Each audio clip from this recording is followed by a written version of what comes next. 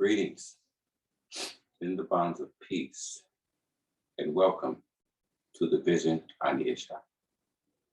My name is Dr. Lyons.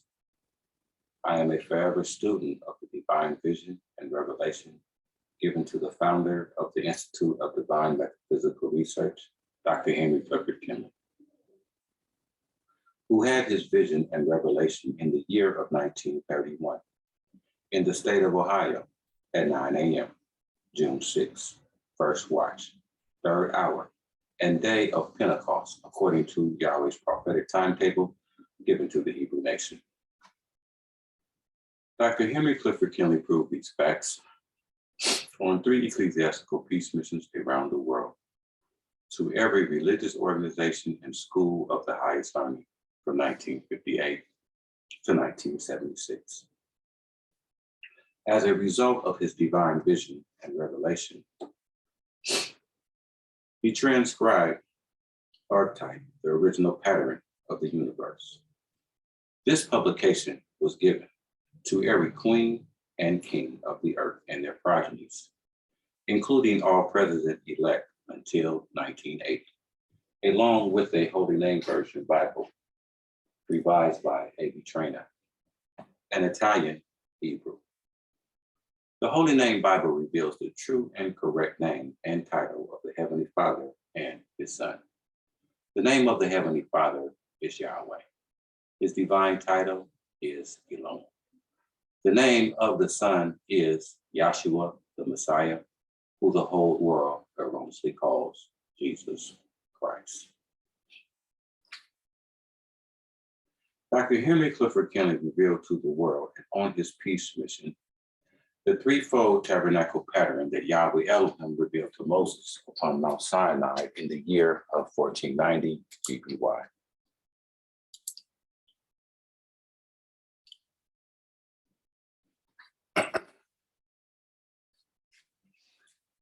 And commanded Moses to build one in the wilderness of Sinai, exactly like it, which was the establishment of the Mosaic law and cardinal ordinances. Yahweh Elohim led the children of Israel out of the land of Egypt, instituting the Passover.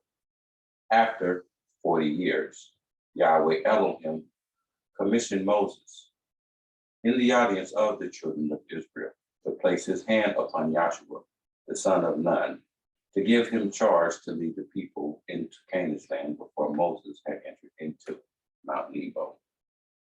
33 days later, Eleazar and the sons of Aaron, bearing the Ark of the Covenant, placed the soles of their feet upon the river Jordan, and it opened up like unto the Red Sea. Therefore, Yahshua, the son of Nun, commissioned 12 men of valor to retrieve 12 stones from the midst of the river Jordan, as a witness unto Israel that Yahweh Elohim had opened up the Red Sea, as he did the river Jordan, to fulfill his promise to Father Abraham 430 years before the law, that the children of Israel would receive Canaan's land for their inheritance. Yahshua, the son of Nun, therefore numbered the children of Israel, confirming the covenant of circumcision to the cherubim Michael, captain of the host of Yahweh. Before their 40-year conquest, to remove the reproach of Egypt from the children of Israel once they had entered into Canaan's land. 480 years after the departure out of the land of Egypt, the foundation of this temple was laid. 7 years to the completion of this temple in correlation to the 7 days of creation. In Lat Minor, according to the 3 phenomenal days, a day for a year, it took 3 years to defer, so that all the instruments within this tabernacle pattern will be placed within the temple of King Solomon upon Mount Moriah. This is a total of a 490-year cycle. The same divine service that was carried out according to the law of Moses was carried out for 33 years. Within the temple of King Solomon, before the invasion and destruction of Jerusalem and this temple by the king of Egypt, King Shishak. John, on the Isle of Patmos, bear witness that Yahshua was the true Messiah and the Lamb of Yahweh.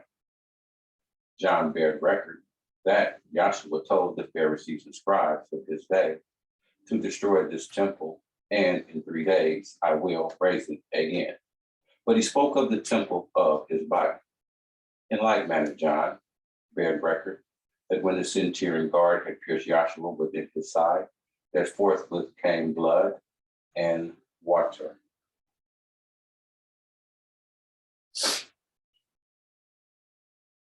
Yahshua, therefore, had offered himself unto the Father through his eternal spirit, through the operation of his death, his burial, his resurrection, his ascension, and outpouring of his Holy Spirit on June 6, 33 AD, whereupon the 120 in the upper room was persecuted for 7 years, preaching that Yahshua was the true Messiah and the fulfillment of the law of Moses. And in correlation to the 70 years of servitude and disbursement of the children of Israel amongst the Gentile nation, that in AD 40, in the process of time, the Gentile nation will be engrafted into the body of the Messiah as one new man, by the preaching and believing in the salvation which was once delivered unto the children or sons of Yahweh, fulfilling his promise to Father Abraham, that all the families of the earth will be blessed through thy seed, singular, which was Yahshua the Messiah. These illustrations can be found on page 42 in the 1961 edition, and page 69 in the 12th edition of God the Archetype, original pattern of the universe, called The Comparative Analysis of Moses and John of the Creation. Dr. Henry Clifford Kinley gave us rules of engagement pertaining to his vision, that the manifestation will change, but the principle will remain the same. That being said, study to show thyself approved, a workman who needs not to be ashamed, rightly dividing the word of truth. And may the Comforter, which is the Holy Spirit, teach you all things. My aims and objectives are to help you find Yahshua the Messiah in your heart and in your mind. 1 Corinthians 15, 1 through 5. 1 Corinthians 6, 17 through 20. 2 Corinthians 3, verses 1 through 6. My second aim and objective is to show you how Yahweh wrote his laws in their inward parts. Jeremiah 31, 31. Hebrews 8, 10 through 13. My third aim and objective is to help you discern the sons of Elohim and the sons of the devil. 1 John 3rd chapter, 1 John 4th chapter, verses 1 through 10. My fourth aim and objective is to show and prove that Yahshua is the true Elohim, whom Yahweh have sent. 1 John 5 and 20, John 17 and 3. My fifth aim and objective is to reveal the children of faith in Yahshua the Messiah, or the true seed of Abraham. Galatians 3, 26 through 29. My sixth aim and objective is to make all men see what is the fellowship of the mystery, which from the beginning of the age hath been hid in Yahweh, who created all things by Yahshua the Messiah. Ephesians 3 and 9. My seventh aim and objective, to endeavor to keep the unity of the Spirit in the bonds of peace. Ephesians 4 and 3. My eighth aim and objective is to press towards the mark for the prize of the high calling of Yahweh in Yahshua the Messiah. Philippians 3 and 14. My ninth aim and objective is to make known what is the riches of the glory of this mystery among the nations, which is the Messiah in you, the hope of glory. Colossians 1 and 27. My 10th aim and objective is proving the existence and destruction of Satan and his demons through the dispensation and ages. Romans, 1st chapter, verses 18 to 32. Romans, 2nd chapter, verses 1 through 16. At this particular time, we'll be having our prayer, our scripture reading, our announcements, our script ascertainment and perception and direction exam. We would be choosing a speaker. And our doxology, which will be Ephesians 3rd chapter, verses 20 through 21. At this particular time, we will be having our prayer.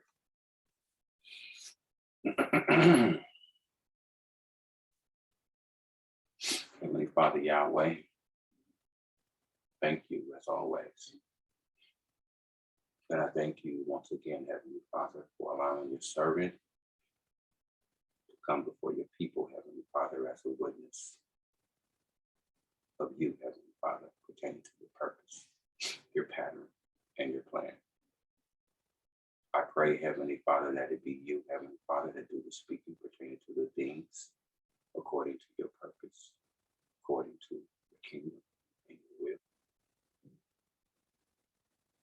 I ask, Heavenly Father, that when you use my body, you make your lecture and your gospel clear as the air from me to the camera, as clear as water, vivacious, so that it will inspire your spirit in the listeners, Heavenly Father. I thank you, Heavenly Father, for healing your servant. I wasn't doing too well. Thank you, Heavenly Father, for just being with me, Heavenly Father. This is a very, very trying times based upon this pandemic. And I just thank you for all things. Keep my temple, Heavenly Father, pleasing for thy spirit. Allow your 9 divine attributes, Heavenly Father, to manifest within my temple, Heavenly Father, richly for your glory, Heavenly Father, for those looking in, for those looking upon, Heavenly Father, so that they will know, Heavenly Father, that you are here amongst your people, and that a true servant of Yahweh Elohim is in the land. Let my life be lived as an example, Heavenly Father, unto thy people, so that they can believe and have faith, Heavenly Father, with these times. Keep me strong, keep me clear, keep me focused, Heavenly Father. Let me keep you first, above and beyond all things. I ask these things in the only begotten Son of yours, which is Yahshua, the Messiah, the only name that has any validity upon the face of the earth.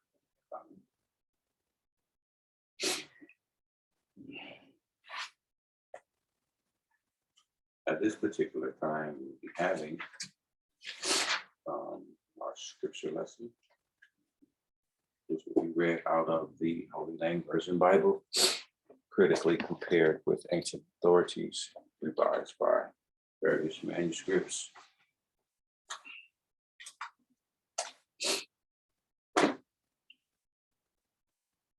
And tonight's scripture lesson will be Matthew, the 10th chapter, and it reads as follows.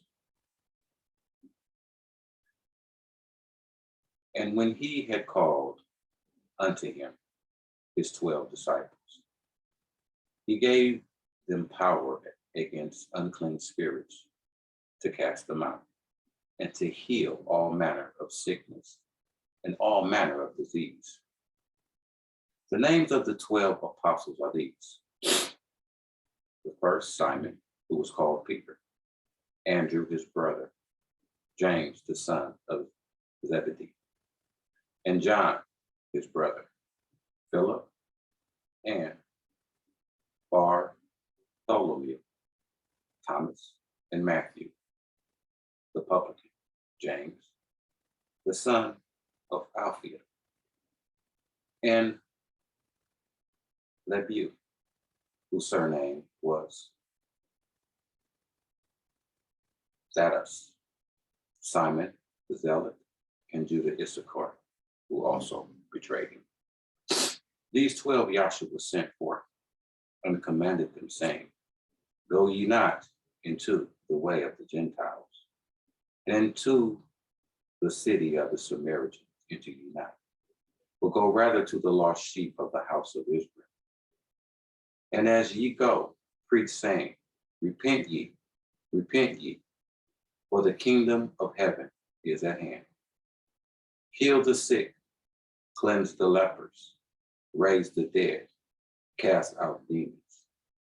Freely ye have received, freely give.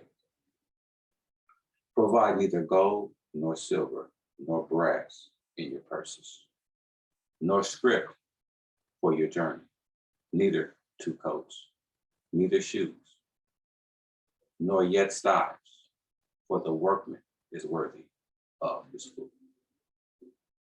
And into whatsoever city or town ye shall enter, inquire who in it is worthy, and there abide till ye go thence.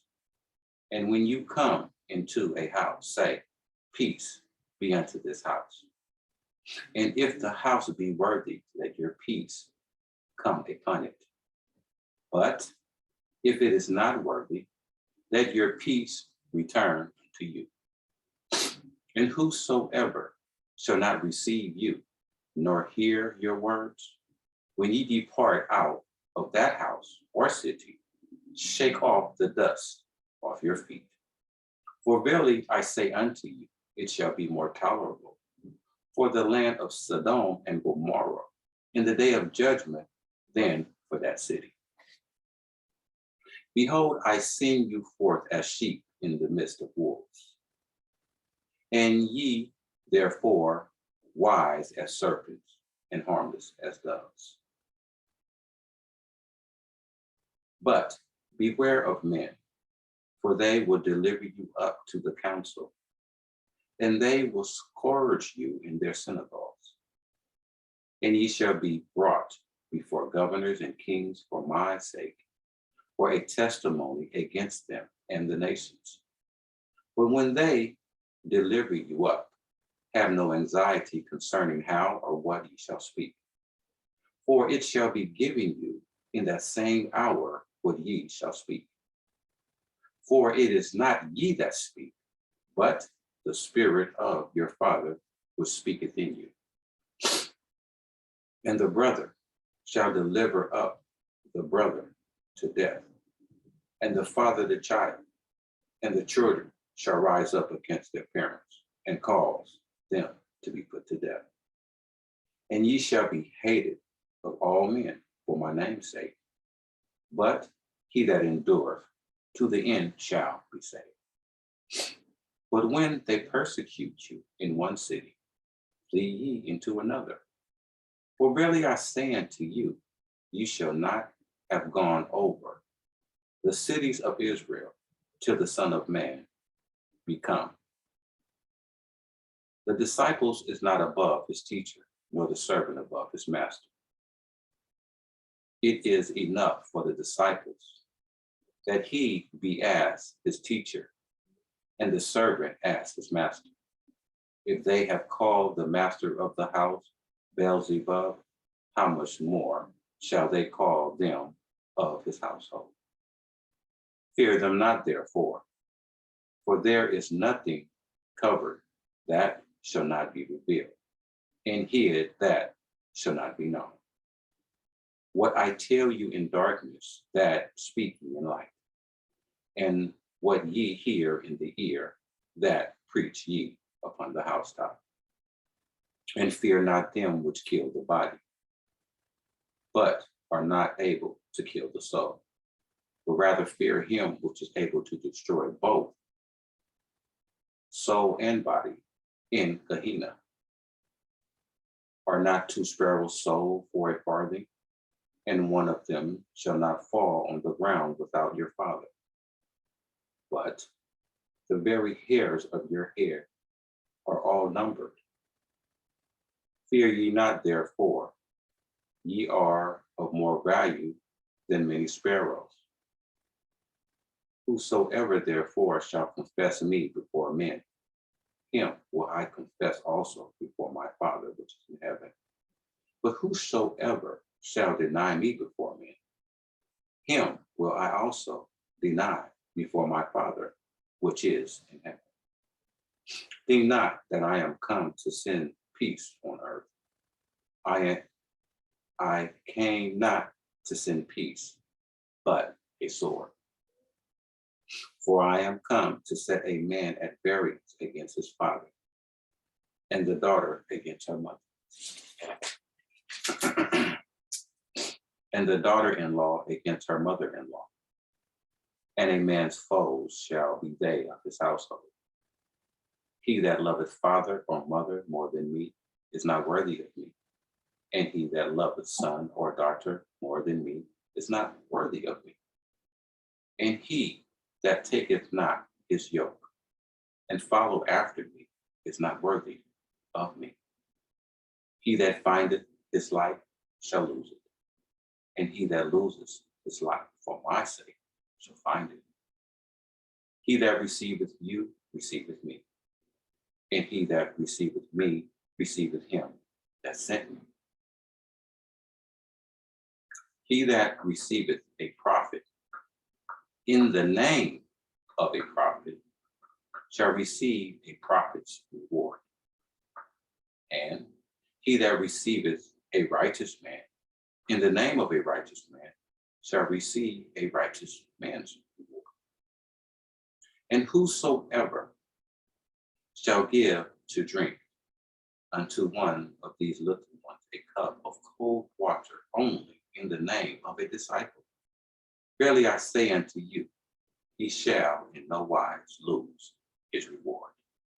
I have read to you Matthew, the 10th chapter.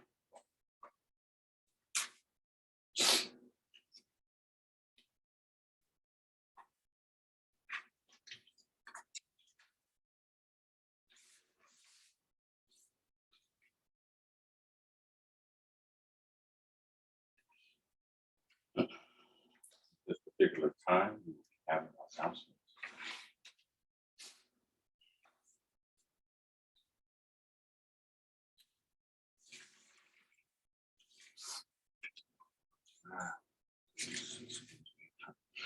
Doing a little bit better in my last week, and still suffering a little bit, even though I've been down for actuality of a total of 7 days, to the exact, maybe give or take, maybe 1, 2 days, but nevertheless, I'm here, I'm feeling a lot better. I was a little congested still, but well enough to try my best to deliver something to the brethren based on what the Father has revealed. My announcements for this evening's class is that the Oakland French School is closed for further notice. Someone within our classroom had tested positive for COVID-19. So based upon CDC and state of California, we must close down, have tested. And then to my knowledge, I was told that class will be closed until further notice. So be that as it may, we were having classes on Monday, Tuesday, and Thursday evenings because of class being opened up, and we regularly have classes on Wednesday and Friday, Sunday, from Wednesday and Friday from 7:30 to 9:30 during the week, and on Sunday from 11 to 1. So as of now, since class is closed until further notice, what we will be doing, we will be going back to our pandemic time with these Zoom classes, to where we will be having our classes Monday, Wednesday, and Friday. And we will be going back to those times until further notice. And when we return back to class, we will resume going back to Monday, Tuesdays, and Thursday evenings, so that we will not conflict with our regular school time, in obedience to what our founder has told us, Dr. Henry Clifford Kinley, to be regularly in season and out of season. And so therefore, whenever there is an opportunity for us to congregate in class, to be there and be in regularly attendance. So that being said, in conclusion to our announcements, that I would like to say thank you so very much for all of our viewers that have been viewing our site. Thank you for all of the comments, positive ones as well as the negative ones. I also ask for our viewers, keep looking on. You might hear your name pop up based upon the comments that you have sent.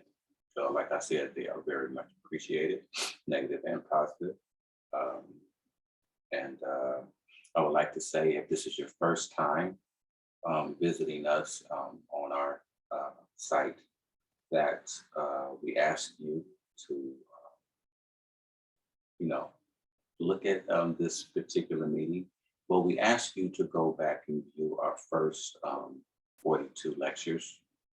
If you have not viewed them, or if you have not heard the entire purpose from beginning to end, that we ask you to go back and review our first 42 lectures, because we are using all of the charts. If you are a member of the Institute of Divine Metaphysical Research, we preach the whole purpose from beginning to end. We use all of our materials, our textbooks, lectures of the founder, as well as all of the charts that we have within our school system that was drawn up by R.P. Kinley. We use the Two Sons chart that was drawn up by Burbank Mitchell, as well as the other charts that we use. So basically the charts that you see in class, those are the charts that we use. If you are in New York, we are limited to all of the divine visions and revelations of the late great Burbank Mitchell. So that being said, we just have what we have up this way. So that will pretty much end our announcements. Oh, and I do apologize. Dr. Johnson will not be joining us this evening. And may Yahweh Elohim bless him with his endeavors, as well as Elder Van Hook will not be joining us this evening. And we ask the Father to bless them both in their endeavors. If you don't know who Dr. Johnson is and who Elder Van Hook is, Dr. Johnson was one of the individuals who witnessed to these two charts being drawn and painted by my hand, as well as Dr. Johnson is one of the ones who helped transcribe some of the literature that's within our book, and typed the majority of the book within the book called the Ishi that we sent to all of our religious heads of the school system. And Elder Van Hook is one who has had, Yahweh Elohim has blessed her to be able to see the Ishi for herself. So this vision that is pictorially behind me, which is the Ishi, Irani Ishi, Dr. or Elder Van Hook had the vision in 1989, before I had it in the year 2002. And I showed that and proved that with the lectures. So like I said, please go back and view our previous lectures, and you will come across all of the information that we have shared from that particular time until present. So that will conclude all of my announcements. And what we will be doing at this particular time is getting into our perception and direction examination, as well as opening up with our first ecology, which reads as follows. It says here that our first ecology takes us to China. It says here that a map drawn from memory helps reunite kidnapped Chinese man with family. It says Li Jingwei was reunited with his mother on January 1st after he was sold into a child trafficking ring at 4 years old. A Chinese man who was abducted over 30 years ago has been reunited with his biological mother after drawing a map of his childhood village from memory. Li Jingwei was just 4 years old when he was lured away from his home and sold into a trafficking ring. On December 24th, he shared a hand-drawn map to the video sharing app, Lyons, which police matched to a small village and a woman whose son had disappeared. After a DNA test, they were reunited in Yunnan province on Saturday. Video footage of the reunion showed the pair meeting for the first time in over 3 decades and shows Li Jingwei carefully removing his mother's coronavirus mask to examine her face before breaking down in tears and embracing her. 33 years of waiting, countless nights of yearning, and finally a map hand drawn from memory. This is the moment of perfect release after 13 days, Mr. Lee wrote on his Dayon profile, ahead of the anticipating reunion. Thank you, everyone who has helped me reunite with my family. Mr. Lee was abducted near the southwestern city of Zayotong in Yunnan province in 1989, and subsequently sold to a family living over 1,800 kilometers away, now living in Guangdong province in southern China. He had no success asking his adopted parents or consulting DNA database about his origin. So he turned to the internet.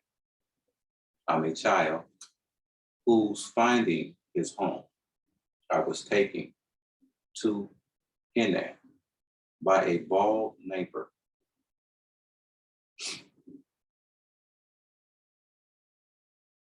Around 1989, when I was about 4 years old, he said in the video, which was shared thousands of times.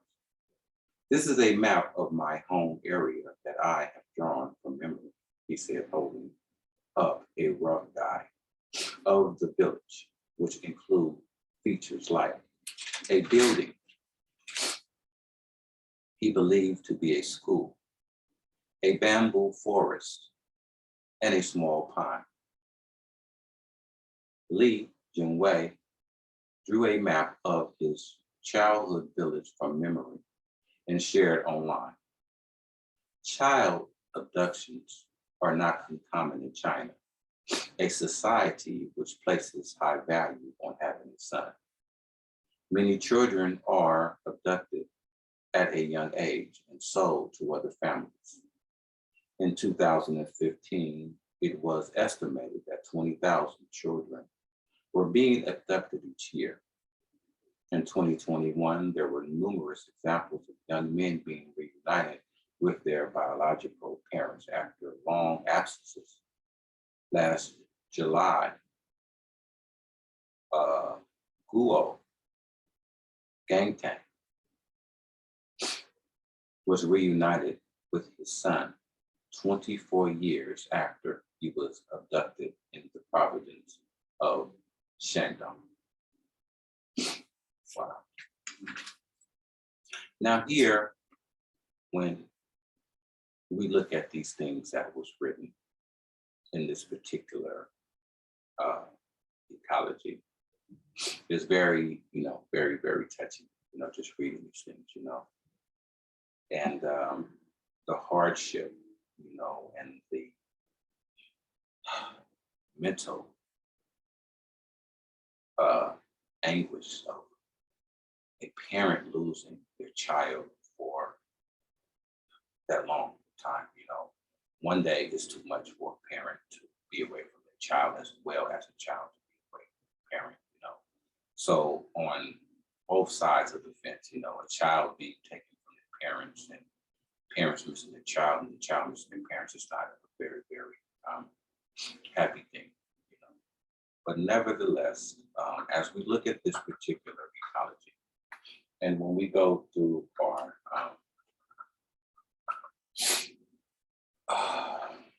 perception and direction examination, we come here to authenticate the divine vision and revelation of our founder, Dr. Henry Clifford.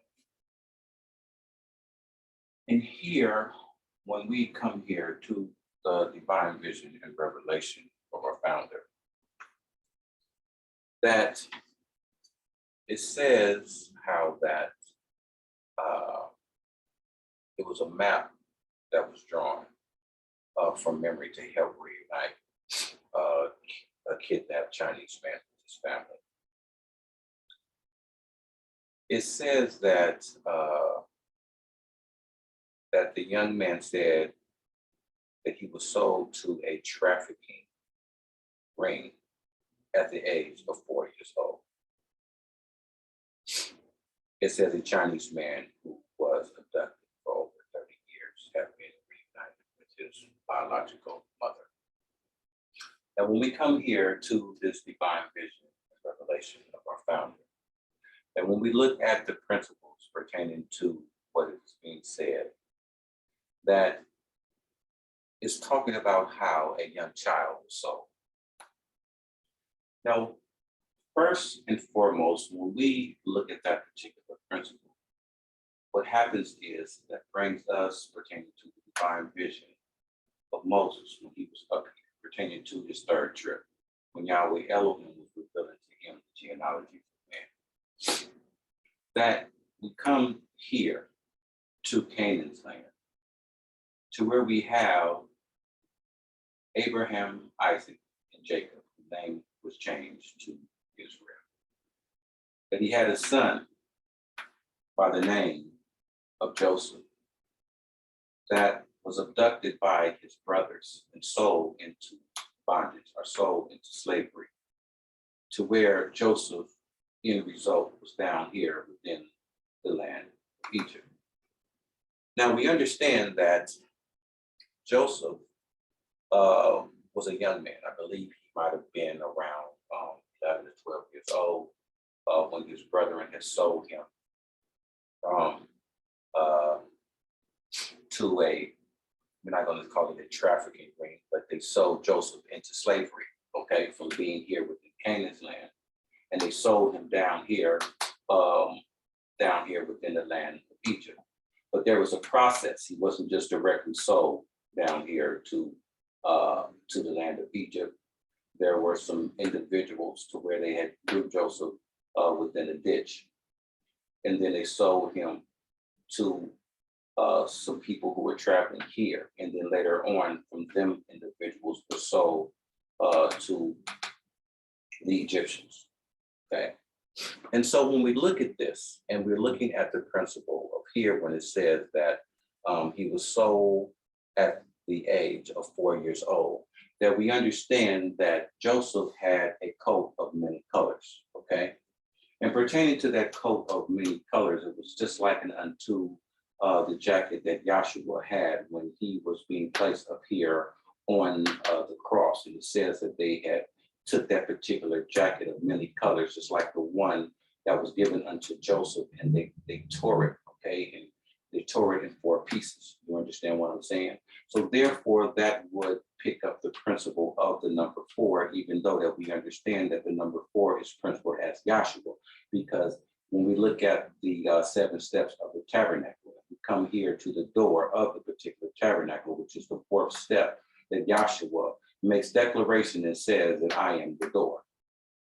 I am the light of the world. I am the intercessor, or I am the bread of life, okay? So therefore, when Yahshua make these references, it's pertaining to the principles or the steps of the tabernacle pattern, and more so in reference of the more greater perfect tabernacle than just the tabernacle that was set up and orchestrated by Moses here within the wilderness of Sinai. Now it says that a Chinese man who was abducted over 30 years has been reunited with his biological mother, okay? And so therefore, when we look at this particular principle here, that we understand that here in AD 30, that we understand that Yahshua has started his particular ministry being at the age of 30 years old. Here we have John the Baptist baptized in Yahshua here in the River Jordan in AD 30, because this was the beginning of Yahshua the Messiah's ministry. Now, Yahshua was baptized here, okay, within the River Jordan, but we have a principle right down here for the simple fact that Yahshua, the Messiah, was the same Yahshua, the son of Nun, came to and through the divided waters of the Red Sea, as well as to and through the divided waters of the River Jordan, pertaining to the principles of Hoshea, or Yahshua, which was the son of Nun, okay? And we understand that when Yahshua, the son of Nun, came up out of the land of Egypt, when he was down here before he went to and through the divided waters of the Red Sea, that Yahshua, the son of Nun, was at the age of 30 when he was down here within the land of Egypt, okay? He just appeared of being the age of 30, all right? Not having any genealogies, not having no mother, not having no father. He just appeared at the age of 30. So therefore here, when we look at this particular ecology, and it says how that this young man was taken at the age of 4, we picked up the principles of how Yahshua's garment was torn within 4, okay? And it was principled as the same jacket of many colors that was given to Joseph, okay? Because Joseph was Israel's son in his old age. So therefore he gave him a coat of many colors, okay? Which allowed his other 10 brethren, which were the 10 tribes, which we know as the 10 tribes of the children of Israel, to become jealous of their brother, okay? Because he was a dreamer, you understand? And so when we look at the principle of how it says that the young man from memory drew a map, okay, and which helped him reunite himself with his family, that with Joseph had dreams. And so therefore, Joseph would tell his dreams to his father and his brethren, which allowed his brethren to become jealous of him. So in like manner, when it says that the young man had drew a map from memory of his young age, this was in reference based upon what Joseph had dreams, and he would remember his dreams and tell them unto his family, okay? So therefore, in reference unto that, what we're doing is looking at the things pertaining to Mr. Lee and the things pertaining to Joseph at this particular time.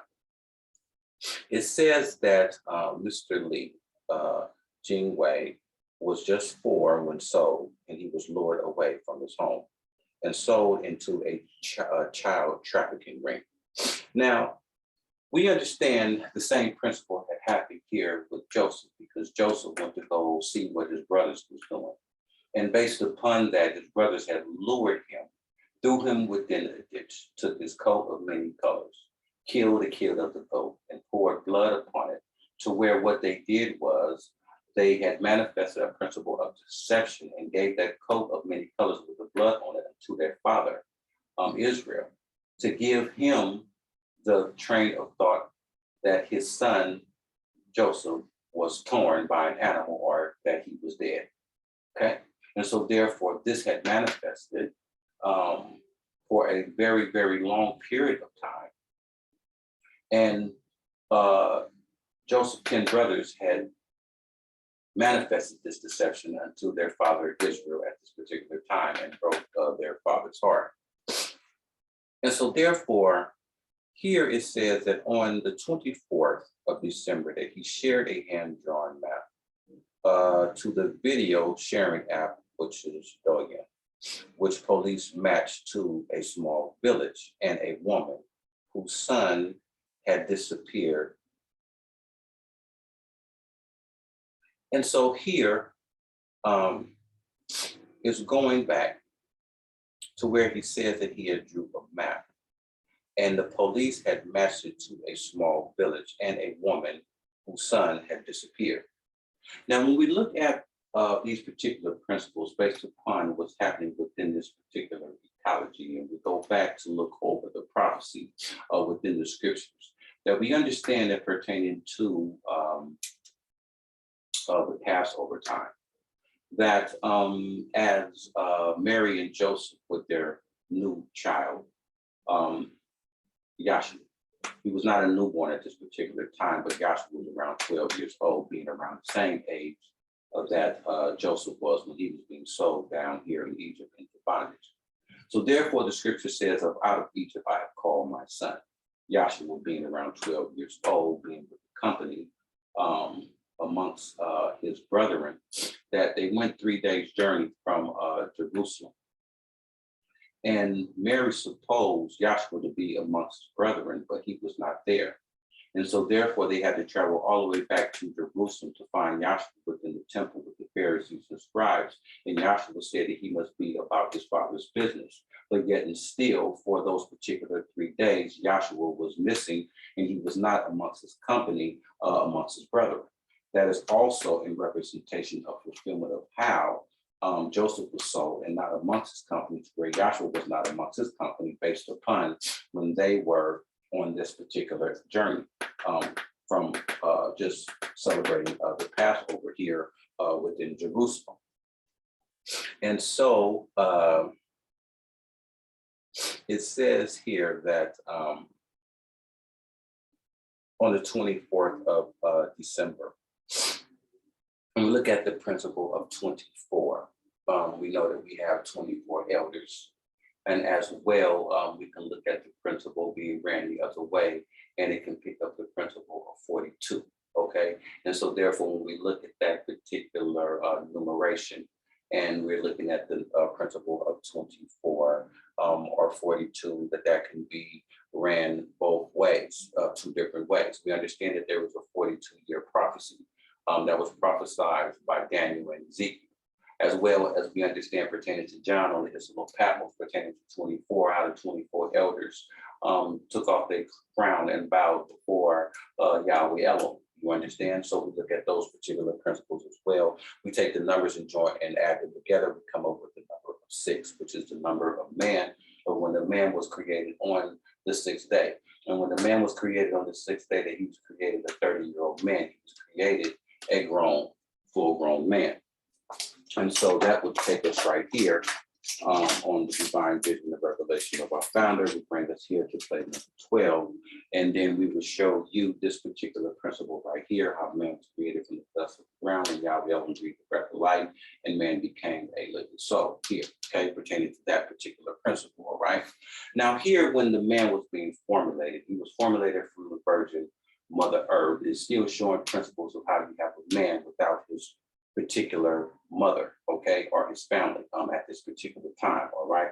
And when we go through this particular prophecy, you understand how that we see how that when we pick up the prophecy pertaining to principles with Elijah here, that we understand how there was a woman and her son and they were, she was out picking up sticks and getting ready to die, okay, to eat their last meal.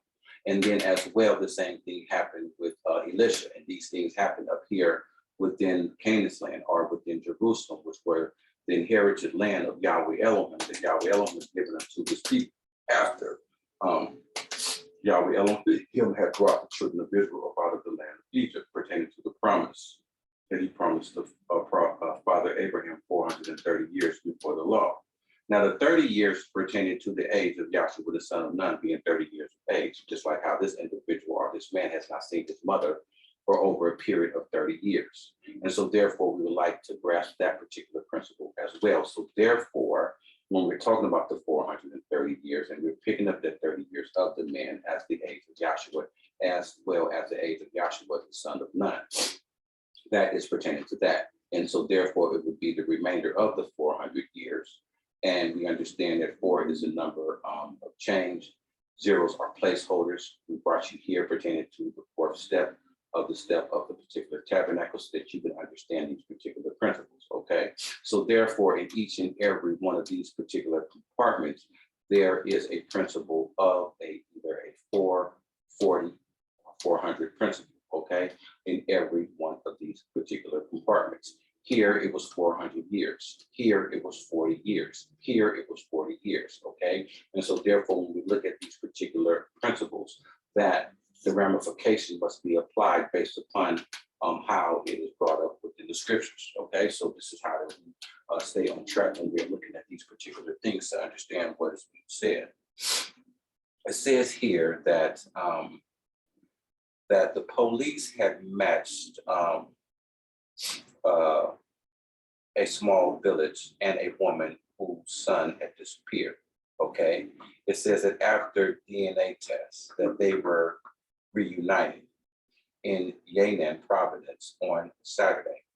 Now, when we look at how that they were reunited on Saturday and within Yan'an province, that on Saturday that we understand pertaining to the principles of Yahshua, how he was within the heart of the earth all day on Saturday, fulfilling the principles of the Sabbath.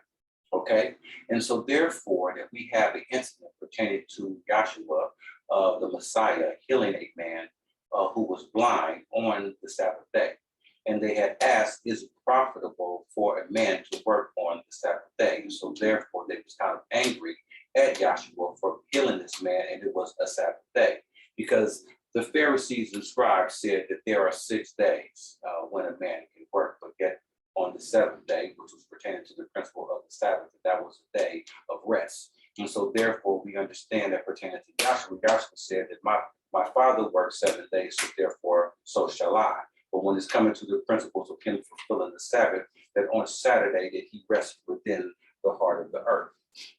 And it says that here that they were reunited on Saturday, okay? So therefore by the young man and his mother being united together, okay, coming together for the first time on Saturday. That was just like how Yahshua, okay, pertaining to him fulfilling the principles of the first man, Adam, being reunited back with his mother or sleeping within the heart of the earth on the day of Saturday, based upon where the man was taken from within the beginning. So here, when we come back here, and Yahshua being the second Adam, here is the first Adam, and Yahshua fulfilling these particular principles, and we see how the first man was extracted from the heart of the earth or from Virgin Mother Earth, and then we see how Yahshua was placed within the Joseph tomb to fulfill that particular principle based upon where the man was taken. We've seen how Yahshua was reunited, or the man Adam was reunited unto his mother, picking up these particular principles here. How you see the man being laying down.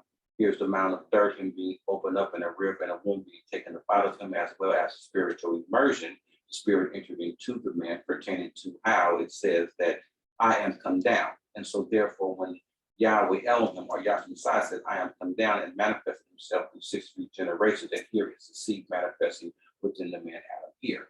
Okay, so this is how do we extract these particular principles from this particular ramification right here. It says that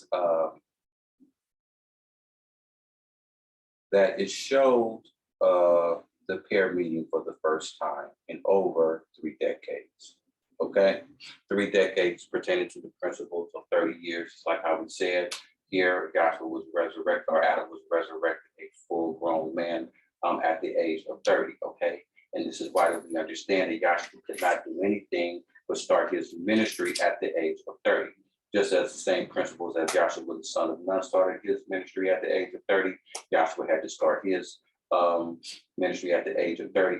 Yahshua was baptized at the age of 30, coming to and through the dividing waters of the Red Sea. So this is the reason why when Yahshua the Messiah is being baptized in the River Jordan, that principle here to fulfill Yahshua being baptized to and through the dividing waters of the Red Sea, that he must be baptized by John the Baptist here to fulfill those particular principles, okay, of the baptism. All right. So this is the reason why we come here and we look at those particular principles.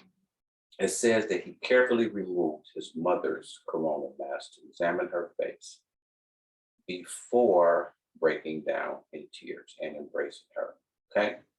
So what happens here is that allows us to be able to come here to the chart being revealed. It says that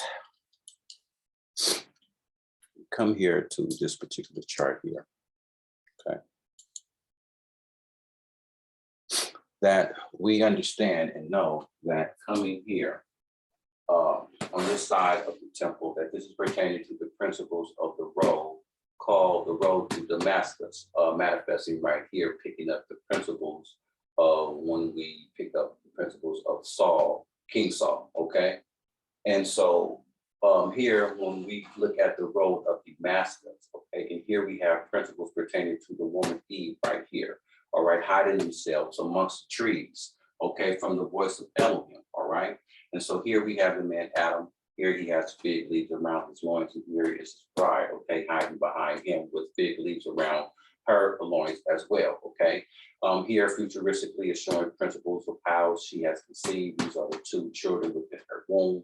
This is showing you how the woman, when we look at the principles of South, okay, and we have Sarah written right here, that these are the same principles as the man, her having the Holy Spirit, just like how the man did when he was opened up, and Yahweh Elohim had extracted the principles of the rib and the womb to create the woman, all right? So now when we come here and we've seen how that here when you see the principle of the woman manifesting here within this darkness, manifesting all the way around the edges of this chart as the vanity that all of us was subjected to unwillingly, that this is pertaining to the principles of how it says how he had took off her mask, okay? Because we come here to the road of Damascus to where we understand is the principles how Yahweh Elohim has demasked us, okay? So here is those particular principles to show how her mask was removed. Then once he removed, he examined her face, okay? So here we're looking at the examination of her face. This is the man examining the woman's face.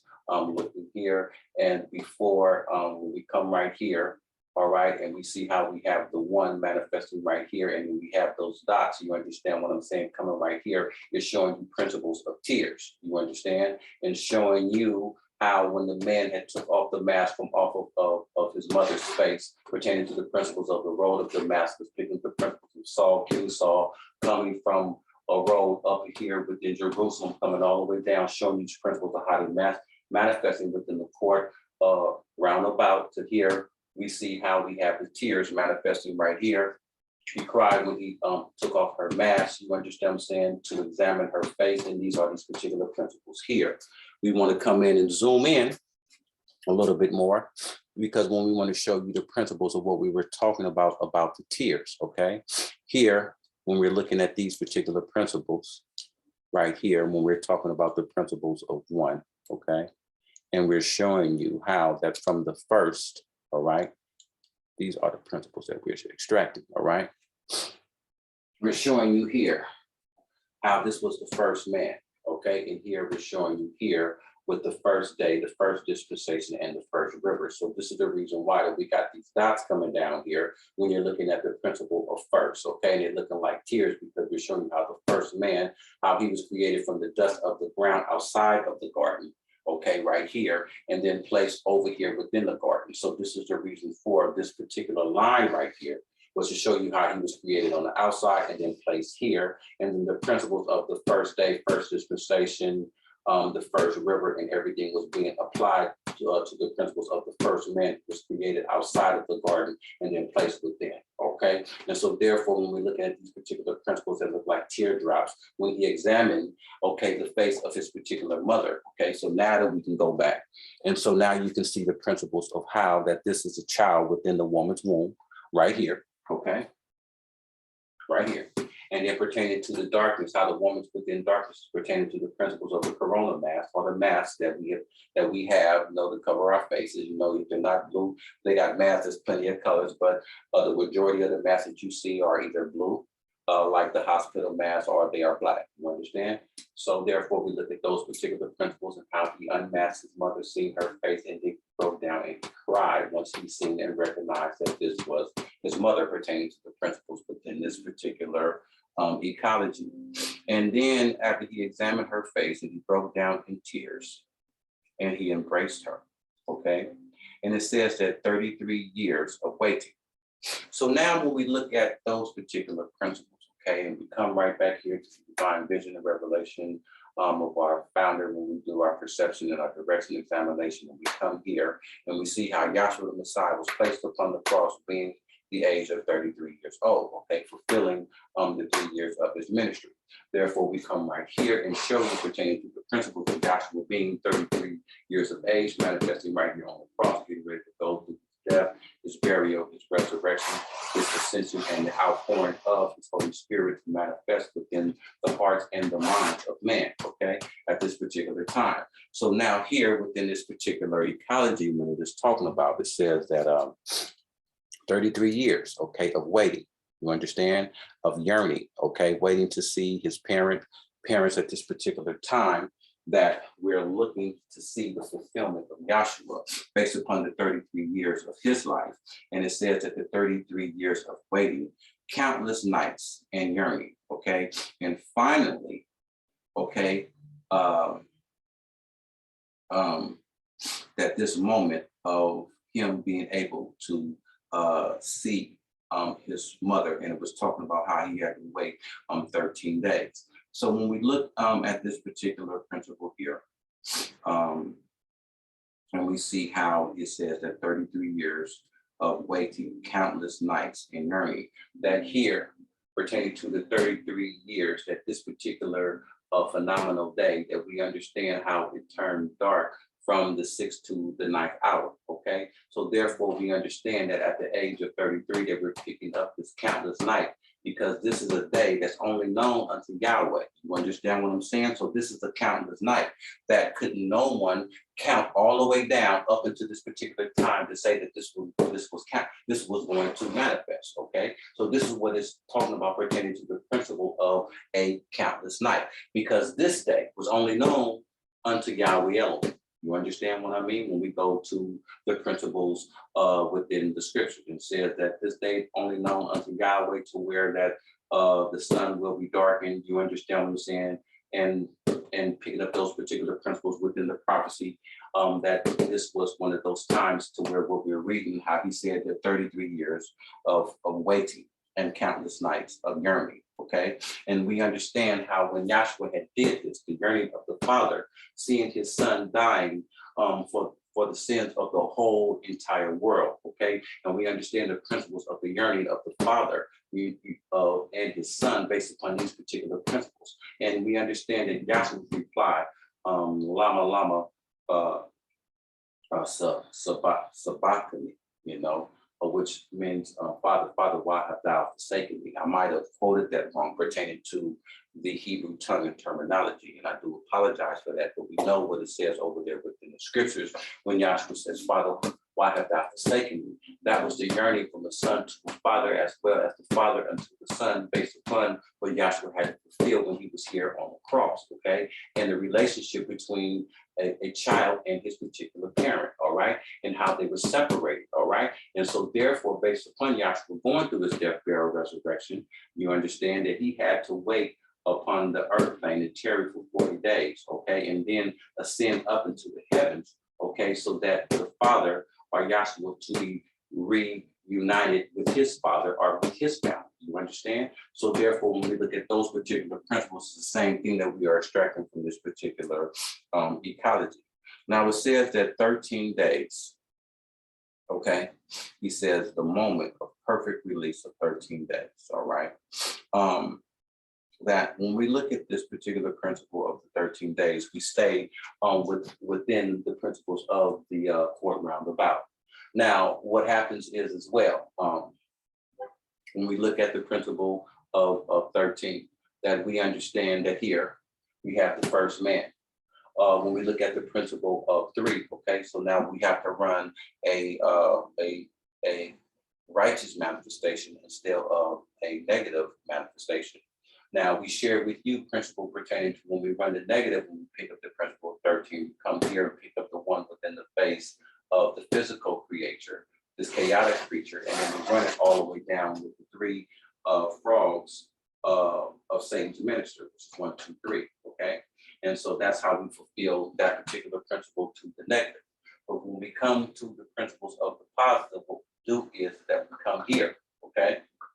And we pick up the principle here of the 1, all right? And so therefore, what we do is that when we pick up the principles pertaining to the 3, that allows us to be able to come here pertaining to the principles of the threefold intangible tabernacle. And what we do is acquire the compartments of 1, 2, 3, and pertaining to the principles of the first man.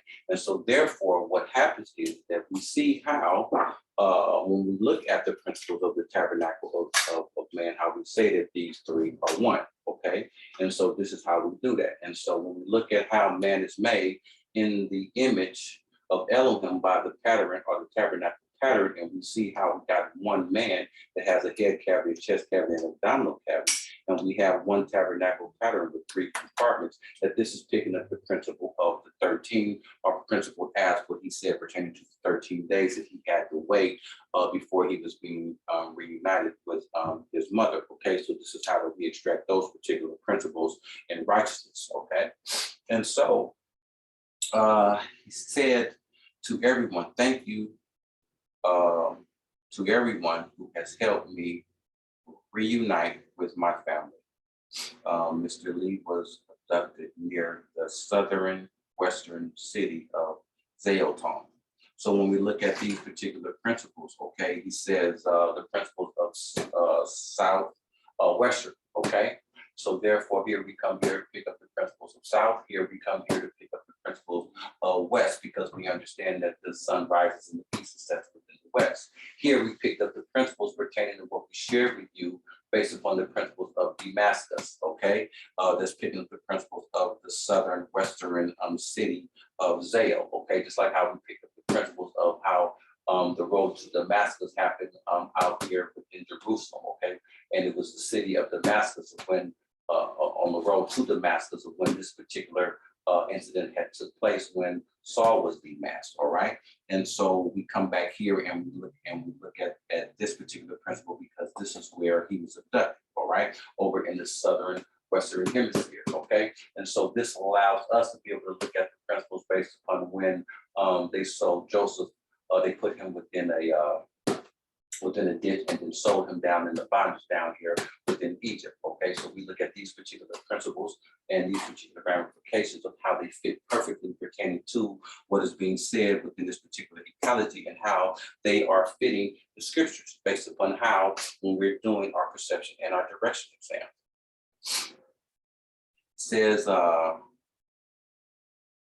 He says he was sold to a family living over 18 kilometers away, all right? So now when we look at this, all right, I wanted to start right there. It says how that he was within the southwestern province, okay? We start here with south, picking up this particular physical creature. And it says how that he was just 18 kilometers, 1,800 kilometers away. When we come here, says that we picked up the principle of 18 kilometers. That we understand that we share with you that when you add the numbers of 666 or 3 times 6 picks up the principle of 18. So therefore, the number 18 is in reference to this satanic creature. It says how that the young man, okay, who was sold into a child trafficking ring, okay? And we look at the circle right here to show you how this circle is likened unto a ring. You understand what I'm saying? And what do I mean by that, right?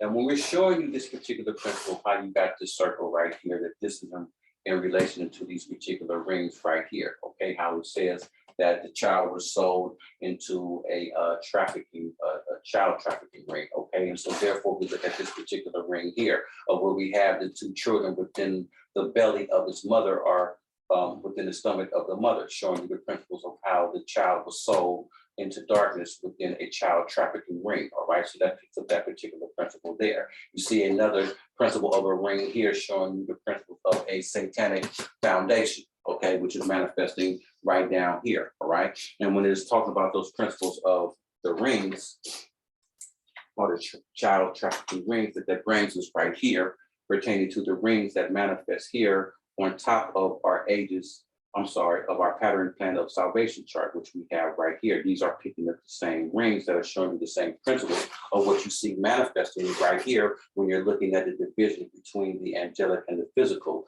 because that is pertaining to the principles of what you see when you see how you have the chaotic this here pertaining to the chaotic here, and then you have the spirit of Elohim, which is moving upon the face of the deep here, okay? So what I want to do is that I want to zoom in and show you these particular principles here, okay, so that you can understand how these particular ramifications are being applied to the divine vision and revelation of our founder to authenticate his divine vision and revelation, as well as the principles here being revealed on the Ishi and then what's happening within this particular locality.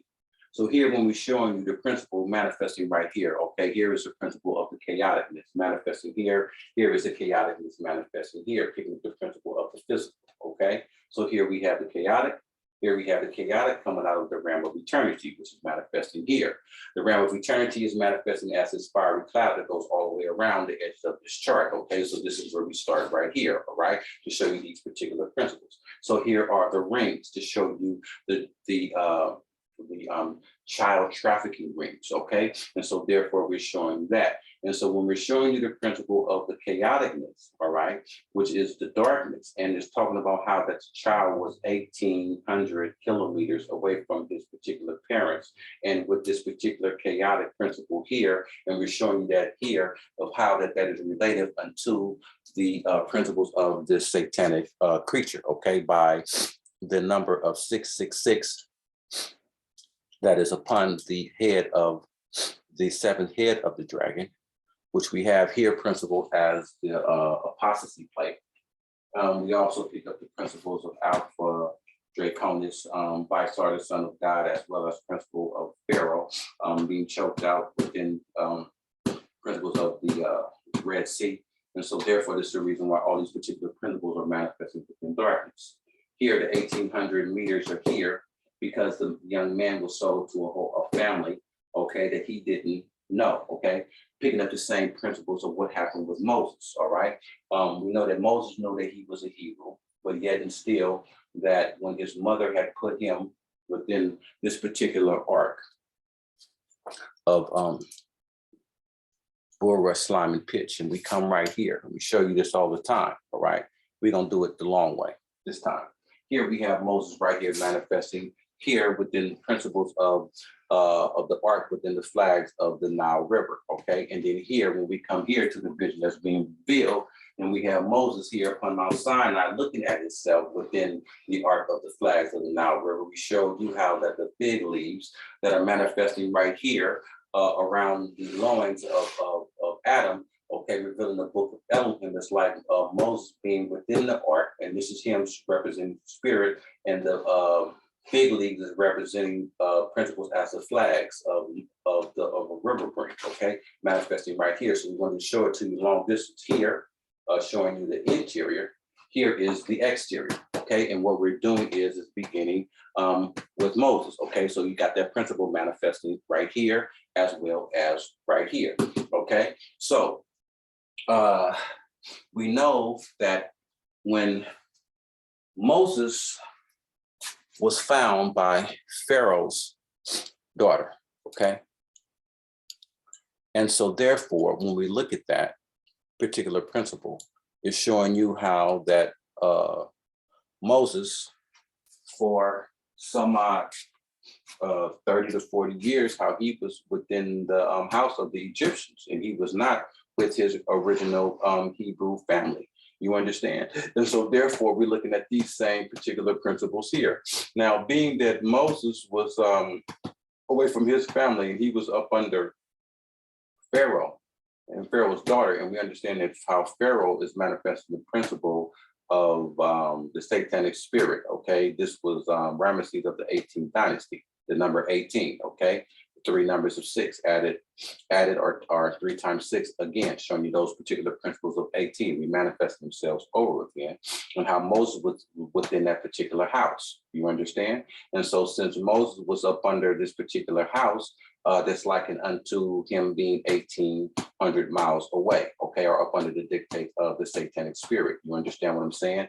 Because here, when we read in this particular ecology, how that the adopted parents did not want the child to go to the DNA testing place so that he could have found out who his biological parents were, or even to see if they were still alive.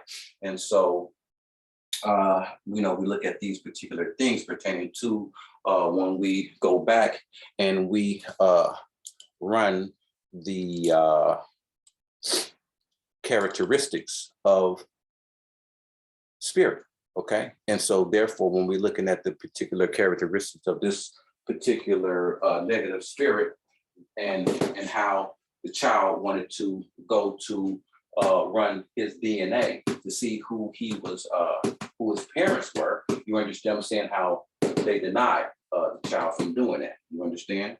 And just like how it says that, it says how Guangdong province in southern China, he had no success asking his adopted parents or consulting DNA database about his origin, okay? So we just picked up those particular principles. They didn't want him to know who his biological parents were, okay? So they denied him to do a DNA database. And so he said that I was taken to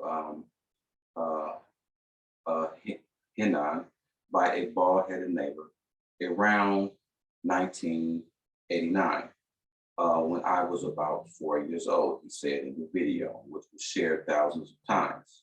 He said, "This is the map of my home area that I have drawn from memory," he said, holding a rough guide of the village, which included features like a building, okay?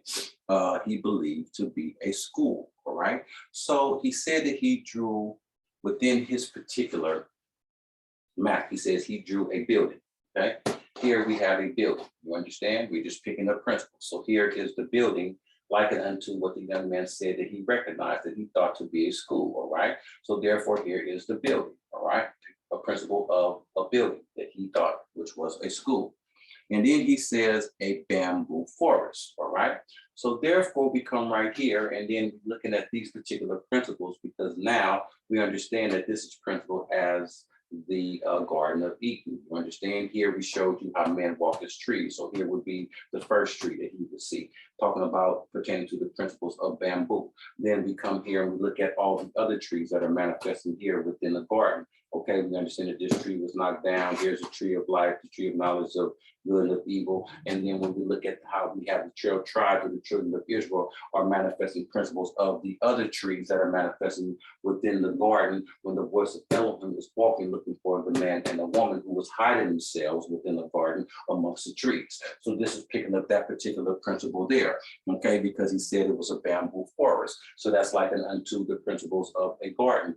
When we look at the principles of the wilderness of Cyanide, and this being the holy place. You understand what I'm saying? That we understand that wilderness, forest, things of those particular principles and garden are all relative, okay? Picking up principles of how it is a biosphere and there is a lot of greenery around, all right? So we look at those particular principles there, all right? And then, okay, and so what we can do is, which is even more beautiful than that, that when the young man said that he drew a map, all right? First thing he said he seen was a building.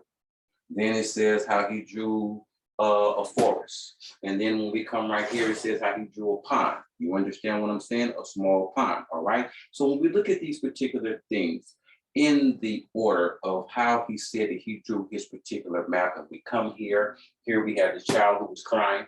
Here he says that he drew, okay, a map, okay, when he was 4 years old, okay? We look at the principles of 4, 1, 2, 3, 4, okay, based upon the principles of how we understand how there were 4 enzymes, you understand?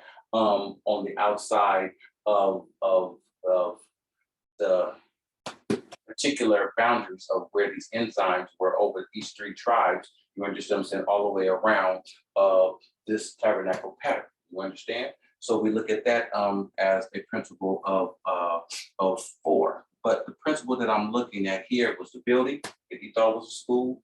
Then he says there was a forest, bamboo forest, and then how there was a pond pertaining to the principle of water. And we come here with the water, the forest, the building, and we're seeing how that was him. And this is what he remembered, you understand what I'm saying, by only being 4 years old and then being extracted and taken away from his particular mother while he was at the age of, like I said, 4 years old.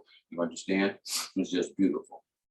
He says he drew a map of his childhood village from memory and shared it online. Child abductions are not uncommon in China society, which places high value on having a son.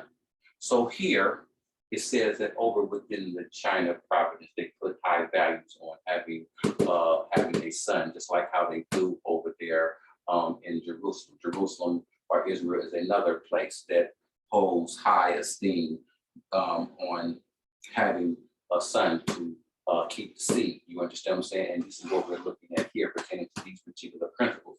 Because with the males, you understand what I'm saying, is the seed to keep the name alive. Okay. So therefore, we're seeing how that having a son, that they hold having a son in high esteem.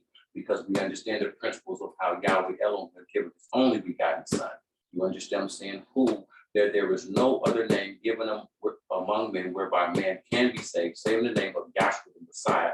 And there is no name above the name of Yahshua the Messiah, which was the offspring or the son of the Most High of Yahweh Elohim, who have held his son in high esteem, because now we are within the kingdom of his dear son, based upon the sacrifice that he had done for the whole entire world by going through a death, a burial, a resurrection, and ascension, and the outpouring of his Holy Spirit in the hearts and minds of men. So therefore, pertaining to these physical principles of how Asia holds having sons in high esteem, that we look at the principles of how Yahweh Elohim held in high esteem his son, who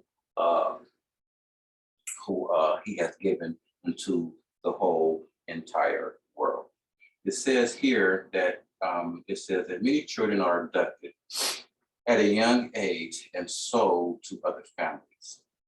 It says in 2015 that it was estimated that 20,000 children were being abducted each year.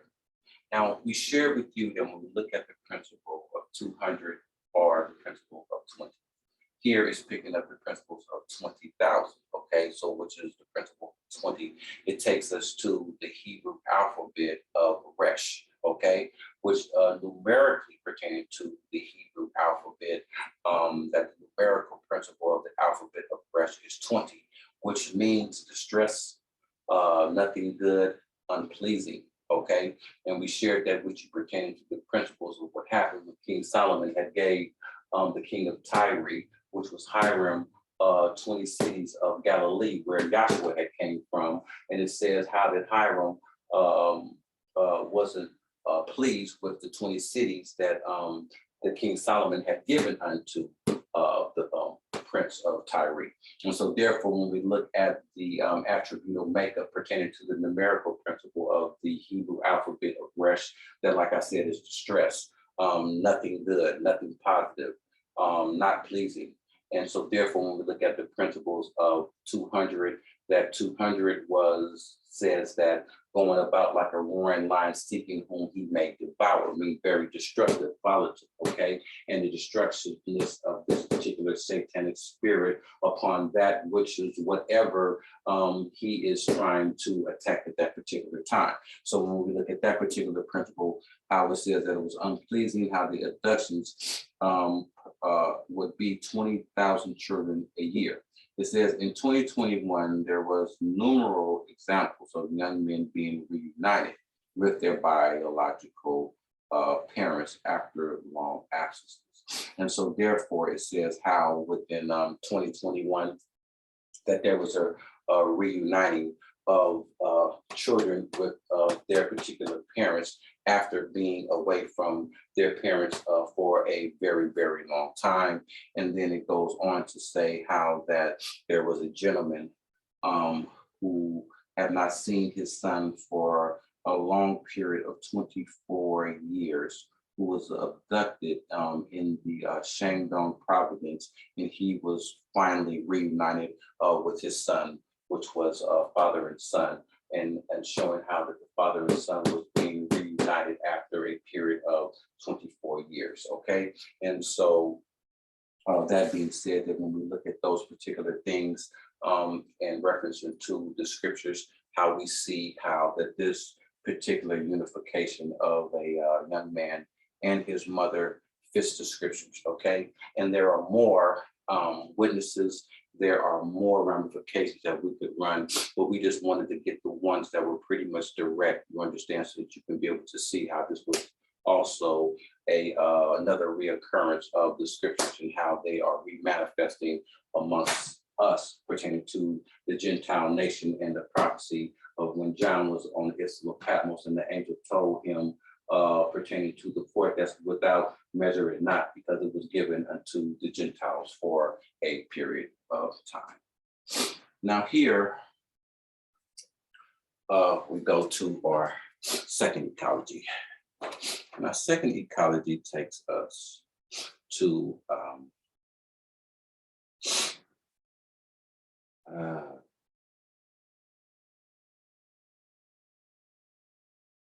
Madagascar.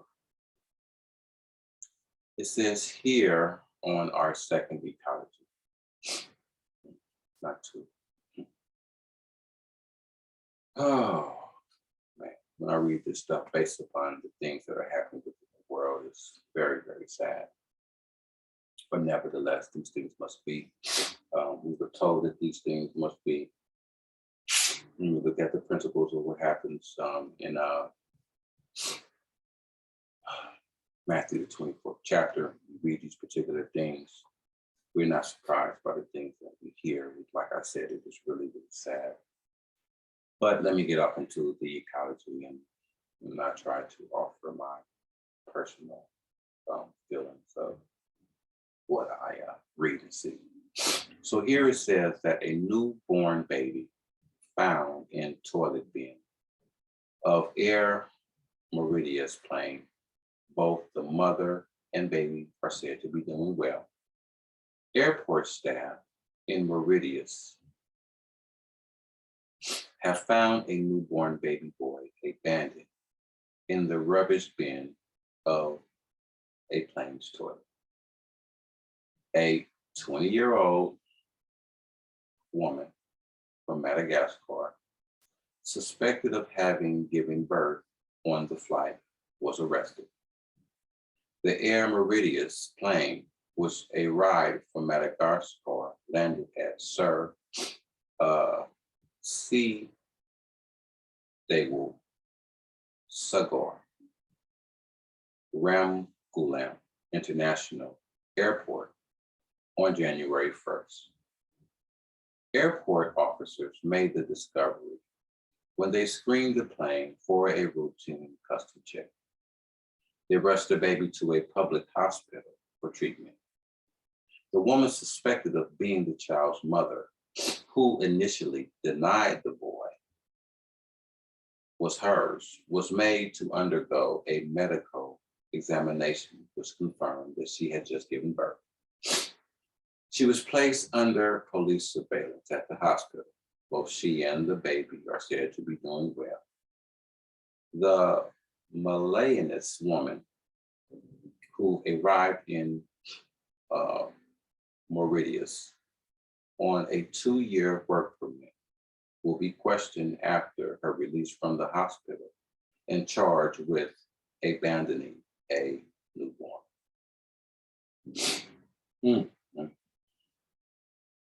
Now here, when we look at this particular ecology, and this says how that a newborn baby was found in a toilet bin of an Air Mauritius plane. Both the mother and baby are said to be doing well. Airport staff in Mauritius have found a newborn baby boy abandoned in the rubbish bin of a plane's toilet. Oh man. Now, here when we look at this particular ecology, and it talks about how that a newborn baby was found in a toilet bin of Air Mauritius plane, and both mother and baby are said to be doing well. It says airport staff found the baby abandoned in the rubbish of the bin plane's toilet. All right. Now, firstly and foremost, what we do is that when we talk about how a newborn baby was found, okay, first off, okay, in a toilet bin, all right. What we do is that, just like how, when we share with you the principles of when we come here to the flags of the Nile River, okay,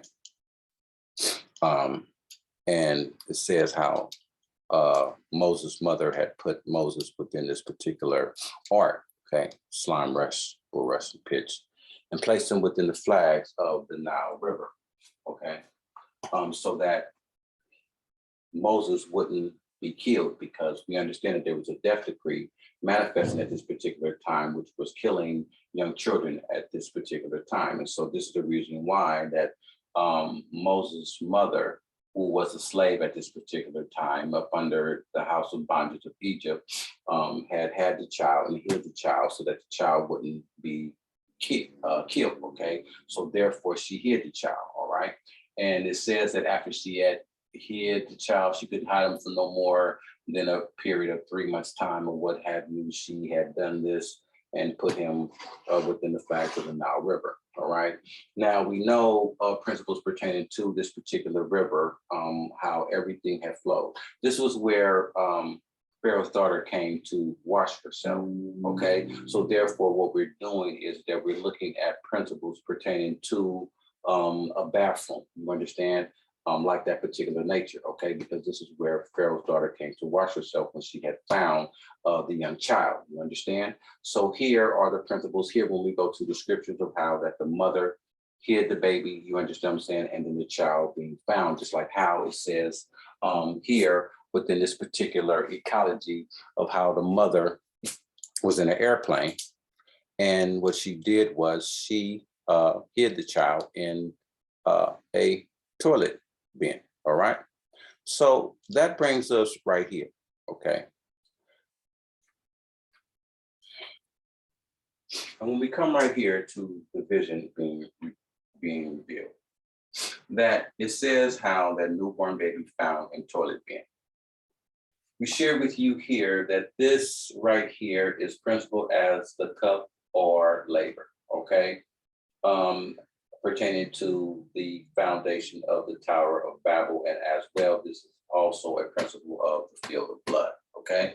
When we look at these particular principles, but here we're coming to picking up the principles of it being the brazen labor, okay? Pertaining to the principles of what manifests within the outer court, all right? And so this would be manifest the principles of I would say almost like a toilet, because we know sacrifices are washed here, things of that particular nature. All right. So we would pick up this pertaining to principles likened unto a toilet, okay, pertaining to where the child was found. Now, when we come here to this particular part of the vision, and we shared with you when we look at the principles of the World Trade Centers, and we have 4 airliners that was in the shape of a dove crash into these particular buildings, you understand? And, you know, this was the principles of how we shared with you pertaining to the principles of the World Trade Center. But at the same time that we shared with you that this is principles of the woman's legs, okay, here's her stomach. This is principle of the woman giving birth, okay, showing you how that that you're going to see a principle of water, and then you're going to see a principle of blood once the water bag breaks, and then the child is coming through the matrix, you understand?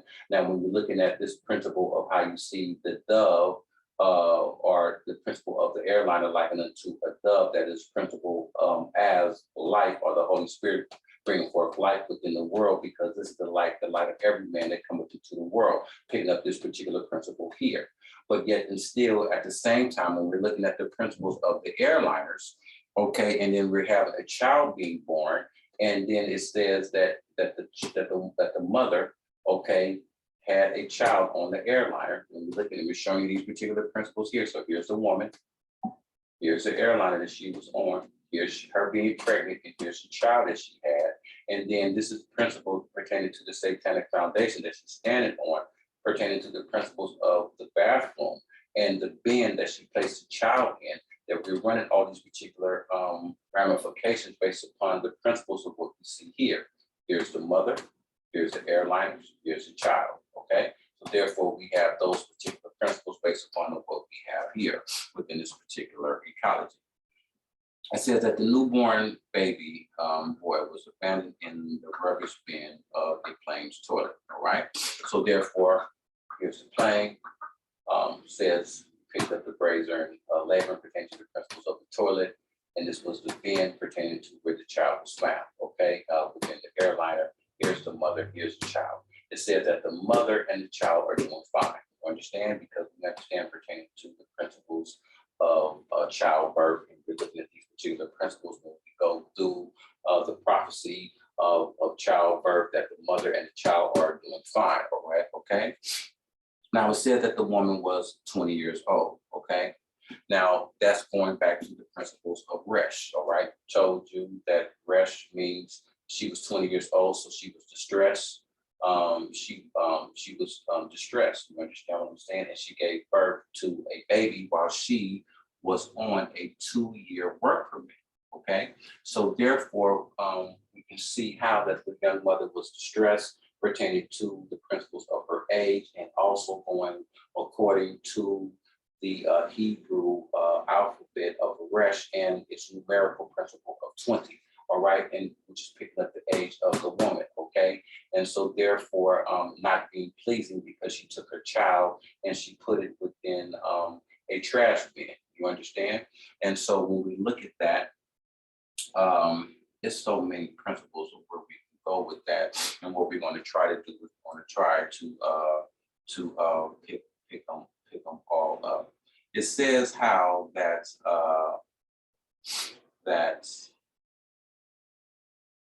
that airport officers had made a discovery when they had done their routine custom check. Okay, and so therefore, just like how we shared with you, when Pharaoh's daughter had seen the ark within the flags of the river Nile, she had told her 2 handmaids to go fetch that. What is that? Go fetch that. Let me see what that is. So that's likened to the plane people making their routine check of the airplane. That's picking up the principles of how Pharaoh's daughters told her handmaids to go fetch that particular ark. Okay, so we're looking at these particular principles there. Then it says how that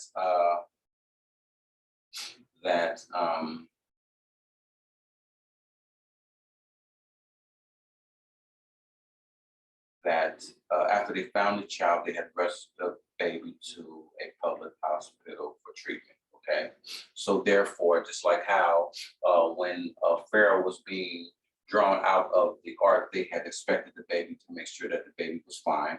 You understand? And so therefore, we know that Moses' sister was there to make sure that everything was official pertaining to the treatment of the child. And then it said that the woman suspected of the child, being the child's mother, who initially denied the boy was hers, was made to undergo a medical evaluation. Okay, so now here, when it is talking about of how that the woman denied the baby was hers, okay, what we do is that we go pertaining to principles that happen within time, okay, pertaining to what happened with the Hebrew nation. And what happens is that when we look at the principles of what happened pertaining to the prophecy, that when we see how that based upon the woman said this, the child's mother who initially denied that the child was hers, that we have to go back into the prophecy that brings us firstly to what happened with King Solomon, okay, and the two women and the two children, all right? And so what happened was that here, when we come here to the principles of what happened with King Solomon, that after the children of Israel have received their inheritance, okay, and then we understand the principles of what happened when King Solomon's temple was being constructed, and the fame of King Solomon had went all upon the whole entire world. And this was the union of Queen Sheba and King Solomon coming together, and then them having, I'm sorry, I'm mixing all the principles messed up, but this is showing how the Queen of Sheba and King Solomon come together for their particular reunion. You understand what I'm saying? When they were getting ready to have their offspring, all right? And so when we go back and we look at these particular things here, all right, that there was an incident, and this is when the fear of the knowledge of King Solomon, that everyone knew that King Solomon had the knowledge of Yahweh Elohim, that two women had came before King Solomon and said that that me and this lady, okay, and here when we look at the woman, and here we have South pertaining to Sarah, and then we have Hagar pertaining to Hagar, okay, but this is picking up two women, principle as one, but this one woman is picking the principle of two women, and it's showing you how this is Sarah and Hagar, okay, picking up two women, all right? But this is going all the way back into the things that happened with King Solomon when he had to make a judgment pertaining to two women, two children, okay? And this is the first time that was written within history. And so the two women had brought their matter before the king and said that within the night, that this woman and her child slept in the bed, and I and my child slept in the other. And the woman had smothered her child and came and took my child from out of my bosom and replaced her dead child for my live child and put her child in my bosom. So therefore, when I awakened, that I seen that my child was dead. But when I examined the child, that it was not my child, it was her child, and it was not my child. And so when I inquired the live child, which was my child, she said that the live child was hers, to where the dead child was hers. And so they came before King Solomon. And so once they had displayed this matter before King Solomon, Solomon said to bring him the sword. And his guard had brought King Solomon a sword. And King Solomon said, take the child and divide the child and give one half to one lady and the other half to the other lady. And so the woman whose child that it was not said that that would be fine, go ahead and do that. So we both will have half of the child. And so therefore the other woman whose child that it was says, no, please do not kill the child. Just let her have the child. Don't kill the child, just give the child to her. And so therefore Solomon made a rendering and said that give the child unto the woman who said don't kill the child. For the true mother of the child would not allow her own child to be killed. You understand? And the woman who said who slay the child, that was not the child's mother, for she had nothing to lose, for she had already lost her child. And so therefore King Solomon said, give the child to the one who said do not slay the child, for that is the child's mother. And so therefore that was the rendering pertaining to the attribute of wisdom, pertaining to the blessing and the prayer that King Solomon had asked Yahweh to be wise, to have a wise heart to be able to judge his people. Yahweh Elohim had granted Solomon a wise heart to be able to make that rendering decision, okay? And so therefore, that the same particular incident had happened later on after Israel has split. And this was after the three kings of Yahweh Elohim pertaining to Saul, King David, and King Solomon, which were the first three kings of Israel to pick up the first principle of 40 years of peace pertaining to each king reign and the first 120 years pertaining to the kingship, okay? Now, as we come down from that another incident had happened to where there were two more women, okay? Just like we have Sarah and Hagar, and then there were two more children, okay? And based upon what happened this time, that it was a drought, okay, or a famine within the land. And the two came together and says, let us take our child, and we'll take your child tonight and we'll boil him and eat him. And then on tomorrow, we will take the other child, which belonged to the other lady, and we will boil it and then eat that. You understand what I'm saying? Because there were no food, you understand? And so therefore here, this is manifesting as the king being upon the wall, okay, upon the high wall, and the women bringing this particular matter unto the king while the king was up here on the wall when it was a famine within the land, okay? And so therefore they told the king, they says, king, that we were hungry.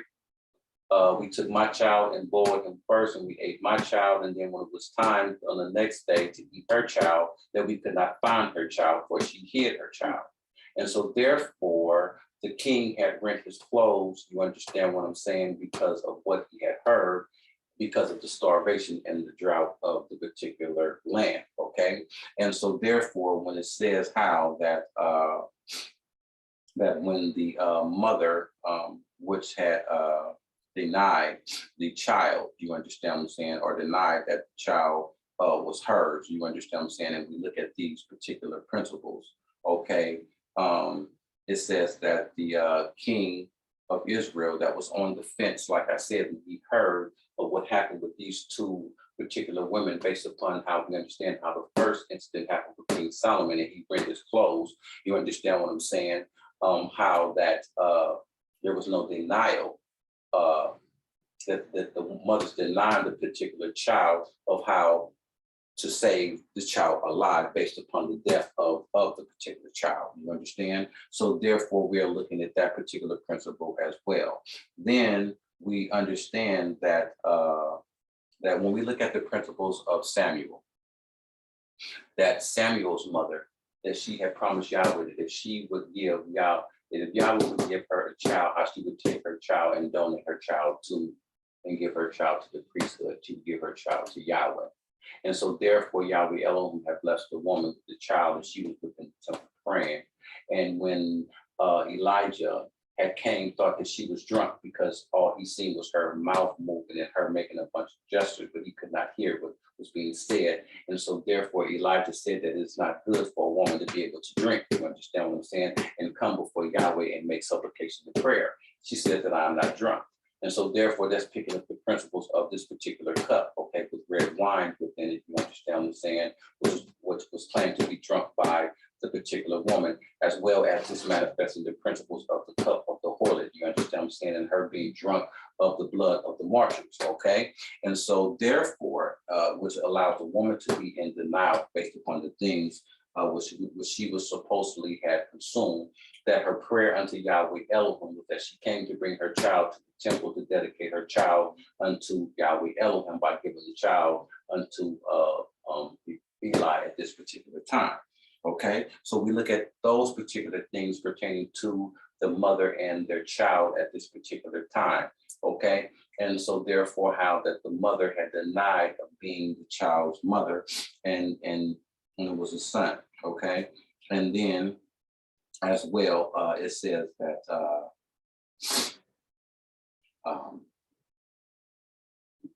that the lady was a legacy woman who arrived in Meridius on a 2-year work permit, okay?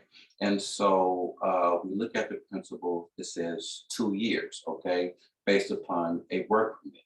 Now, when we look at the principle of 2, that goes pertaining to the principles, to the law, and to the testimony, okay?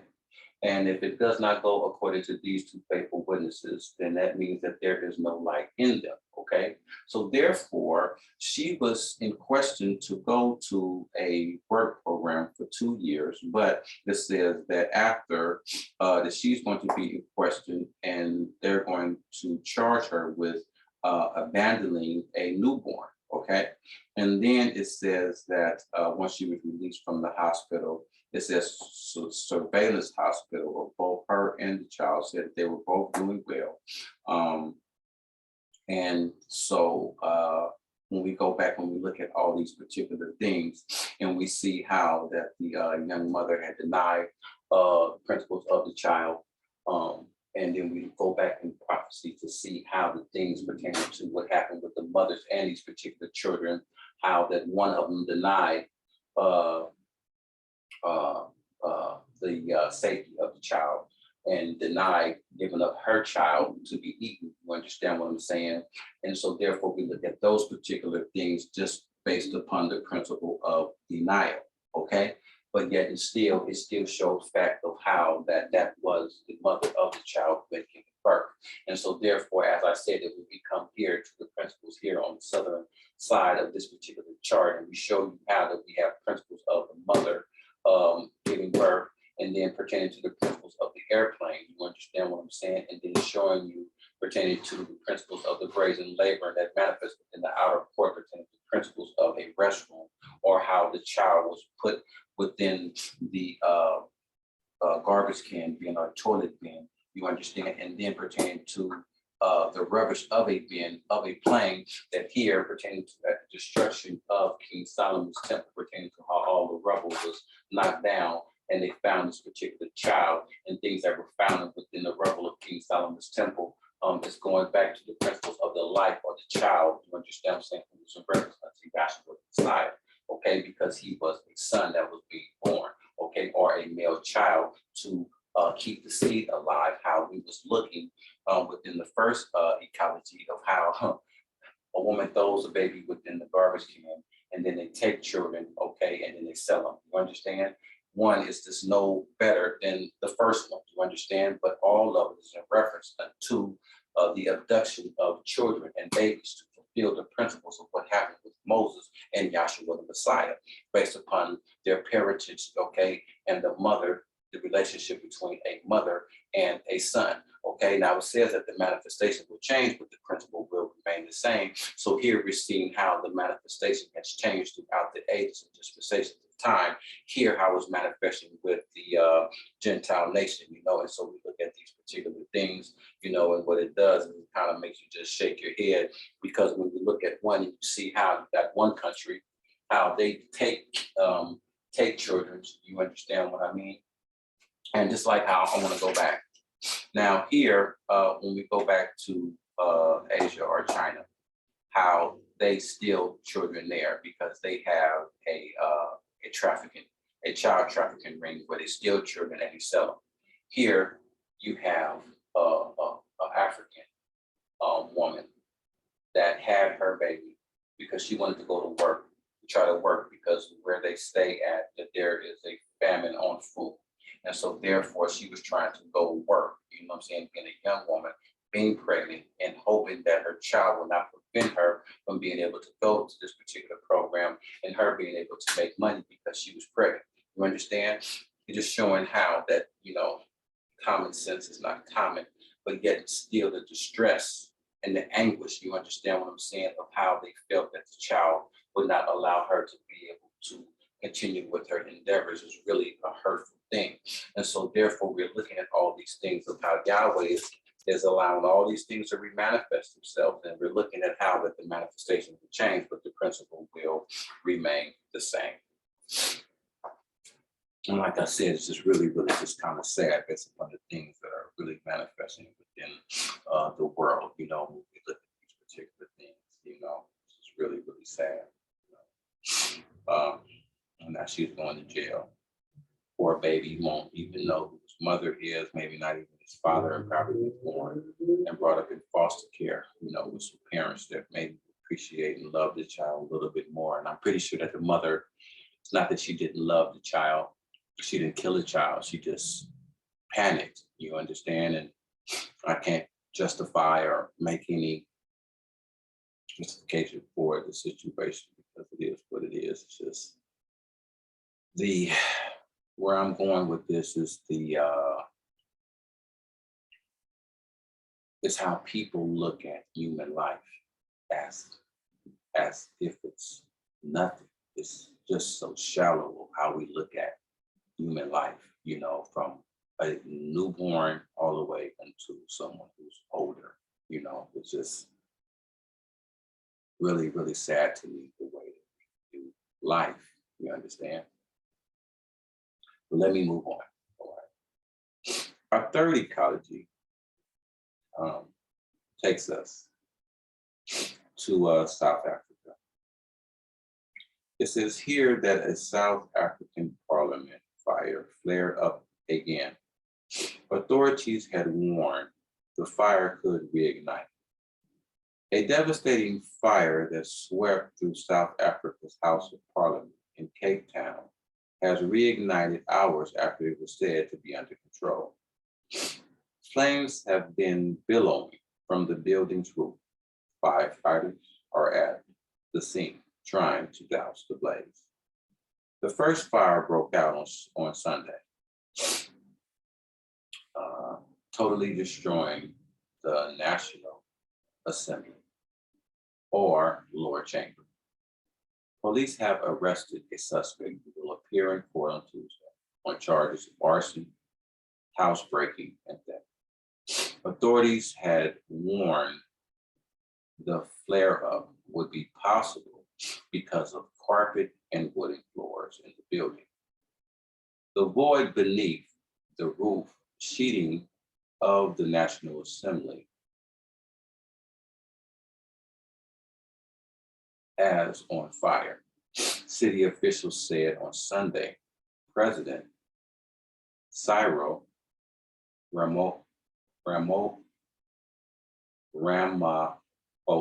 called the fire a terrible, devastating event.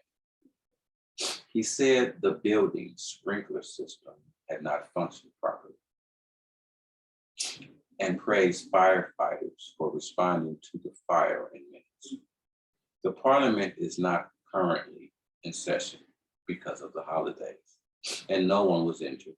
Government Minister Patricia de Lilly said Sunday's fire had led to the complete burning down of the National Assembly's chamber.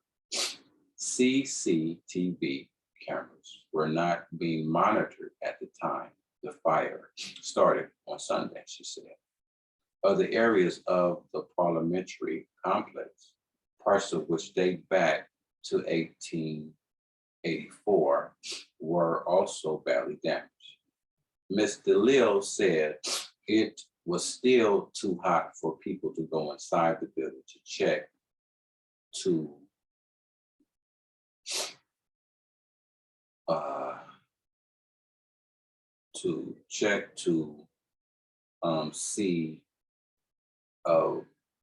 see of the damages, but a drone was being used to assess the structure of the building until the temperature can cool down.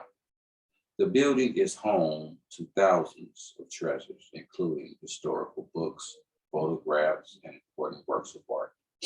There is particular concerns that a valuable Kishkama tapestry which is 120 millimeters, which is 394 feet long, and documents South Africa's history may have been damaged or destroyed. Videos shown black smoke coming from the roof of the building in Cape Town on Sunday. The House of Parliament in Cape Town are made up of 3 sections, the oldest dating back to 1884, and newer sections built in the 1920s and 1980s. House, the National Assembly. The government's based in Pretoria. Miss Ramaphosa on Sunday spoke at his sadness at this destruction of the home of our democracy. Parliament said all efforts would be made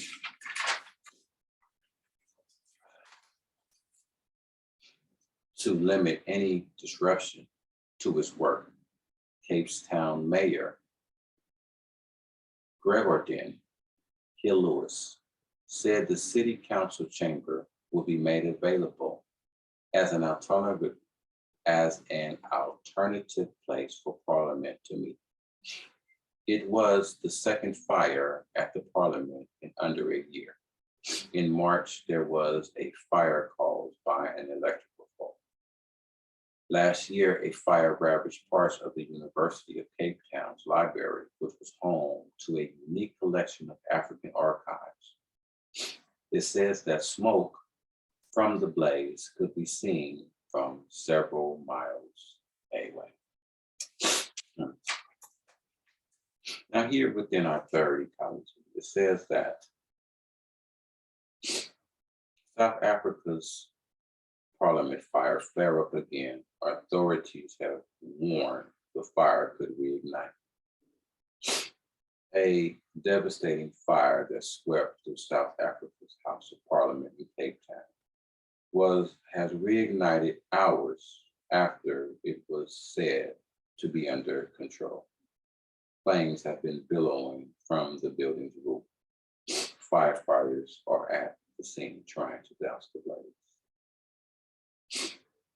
Now here, when we look at this particular ecology, and we come to the principles here when it says that South African Parliament fire, that it brings us right back here to the principles. So we come here to the principles here when we look at the principles of South, okay?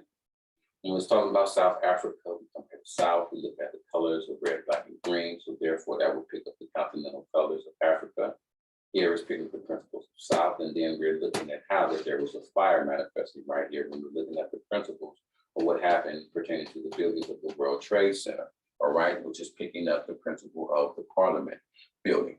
Okay, and so when it says that here is South Africa's devastating fire, if we're looking at the principles of South, that this here that happened here pertains to the principles of the World Trade Center that happens to manifest on the south part of this particular vision that we see here, that within the South, how the flames, you understand what I'm saying, pertaining to what we're reading within this ecology, has reignited, okay? It says hours after it was said to be under control.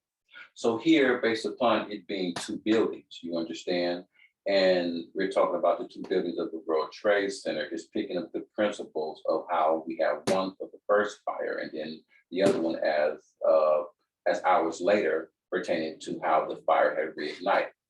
We share with you on numerous of occasions when we're looking at the principles based upon the explosion of the World Trade Center, that when we zoom in, that these particular principles here, because we said that the vision is multi-principled, is principled of how that this is the fiery furnace, picking up the principles of how Shadrach, Meshach, and Abednego was thrown within the fiery furnace, manifesting principles that happen here pertaining to the things within Nebuchadnezzar's kingdom, okay? So when we look at the principles here, when we're looking at how that these 2 particular buildings is picking up principles of the fiery furnace, and as well as a building and pertaining to the principles of Parliament, that here, when we look at that, that it is fulfilling how you had two fires, you understand, that take place within the same day, okay, because it says that the first fire broke out on Sunday, all right? And so therefore we're looking at that would be correlated to this building, and then how that hours later, how it reignited, okay? So this is how we're looking at these particular principles to manifest in the South, and then picking up the principles of Africa right here, okay? It says how that that this happened in Cape Town, okay? Said to be under control, that the fire was supposed to be under control, which it wasn't, and have been billowing from the building's roof, okay? So here we see how that we understand how the airplanes crashed within the roof. You understand what I'm saying, of these particular buildings that allow the World Trade Center to be able to catch on fire. This is why pertaining to this particular principle of what it is talking about with the Parliament fire, how it says that that the flames have been billowing from the building's roof. Okay, so it had to start at top, okay, because we understand that the airliners crashed into the top portion of this particular building, okay, on the side, all right. It says here that it totally destroyed National Assembly, and it says the lower chamber, all right. Now, when we look at these particular principles of what it is talking about based upon the lower chamber, okay, what we want to show you when we look at these particular principles here, all right, is that we're looking at how we have the lower chamber as principle as the court roundabout, okay? That goes all the way around the edges of this particular chart, okay, as the principle of the lower chamber, okay? And we understand that pertaining to the principles of the lower chamber, that as well, when we look and show you the principles of the tabernacle, how this is the court roundabout, and how all these things took place here, okay, as principles of the lower chamber. And then when it says how the fire had broke out on Sunday, that we correlate that to the 300th part of the Sunday morning resurrection of Yahshua Messiah. When we come right here, you understand, and we're seeing how we have the sunrise, okay? And so therefore, when we're looking at how we have the sunrise on the early part of Sunday morning's resurrection, okay, that is the 300th part of the morning, okay? And with that sun rising, which, and we understand pertaining to that, okay, the sun rising, and we look at this particular fire right here, that the sun is synonymous to fire because it is principled as, you know, one and the same. Now, when we look at the principle of it being on Sunday, when it says that the first fire broke out on Sunday, and we're looking at the principles of how Yahshua had resurrected, and then it says that it totally destroyed the National Assembly, which was the lower chamber, that we understand that Yahshua did not resurrect a physical fleshly individual. That's the reason why we have this lightning bolt manifesting right here, as well as we have this lightning bolt manifesting right here, because we understand that Yahshua, when he resurrected on Sunday, that he resurrected a quickened spirit, a life-giving spirit, or a quickened spirit opposed to a physical fleshly man. You understand? So therefore, when it's talking about how the lower chamber was being destroyed, that was principled as Yahshua not resurrecting a physical fleshly individual or a physical fleshly man. Okay, so that takes care of the principles of the lower part of the chamber, or the first compartment of the lower chambers that is talking about here. And then it says, police have arrested a suspect who will appear on court on Tuesday. So therefore we come here and we look at this individual who is a physical individual pertaining to this chaotic creature, and it says that a suspect has been arrested, okay? And so therefore it has to be a suspect, because we come here and we see how that Satan was a suspect. You understand what I'm saying? That he had, look at this. It says that the person who was arrested says charges of arson, okay, and housebreaking, all right?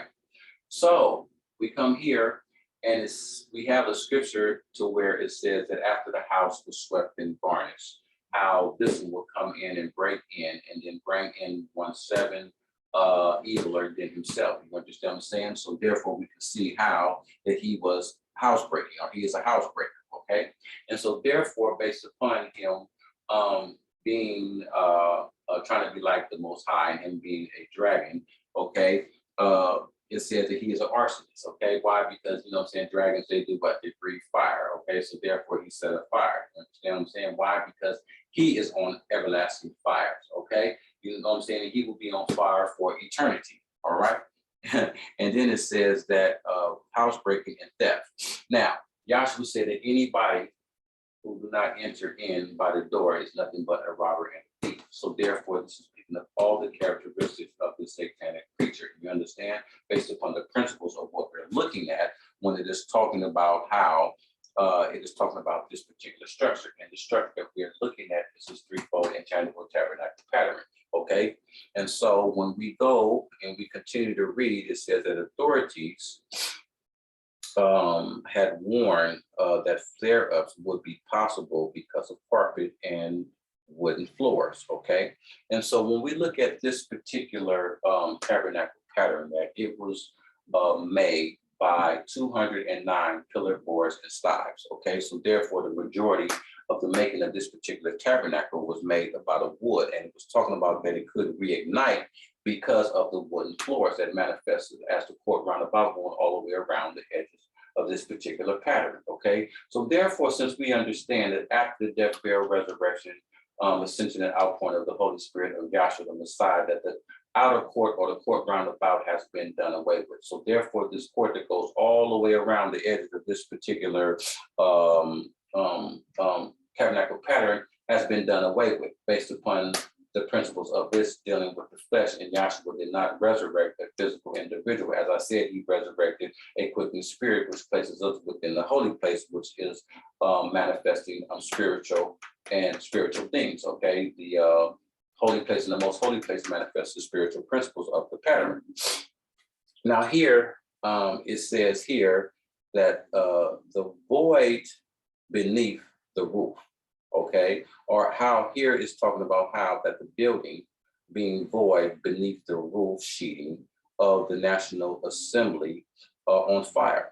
Now, when it's talking about being void beneath the roof, that we understand that when we come looking at the days of creation, based upon the first day of creation, how when it says that the earth was void, okay, and darkness was upon the face of the deep. Here, when we look at these particular principles that we understand pertaining to the roof principles would be the darkness. You understand what I'm saying? Because that's as the sky.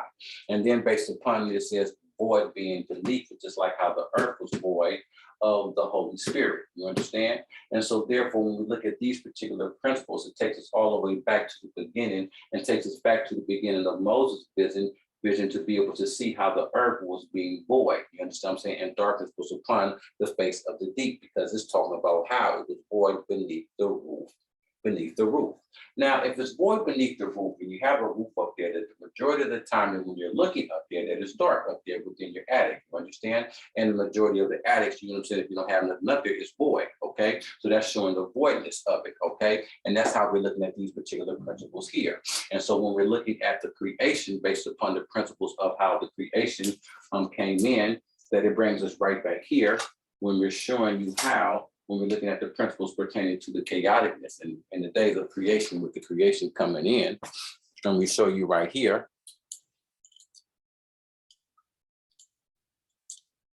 That here is the principles that we come here to show you how that the whole earth was void, okay, before it took on shape and form, all right? So we show you these particular principles right here, all right, based upon the things that we are reading.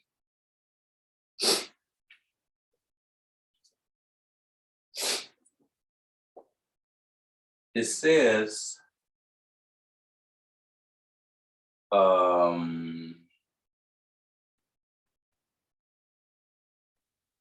that the city officials said that on Sunday, how the president, Mr. Ramaphosa, called the fire a terrible and devastating event.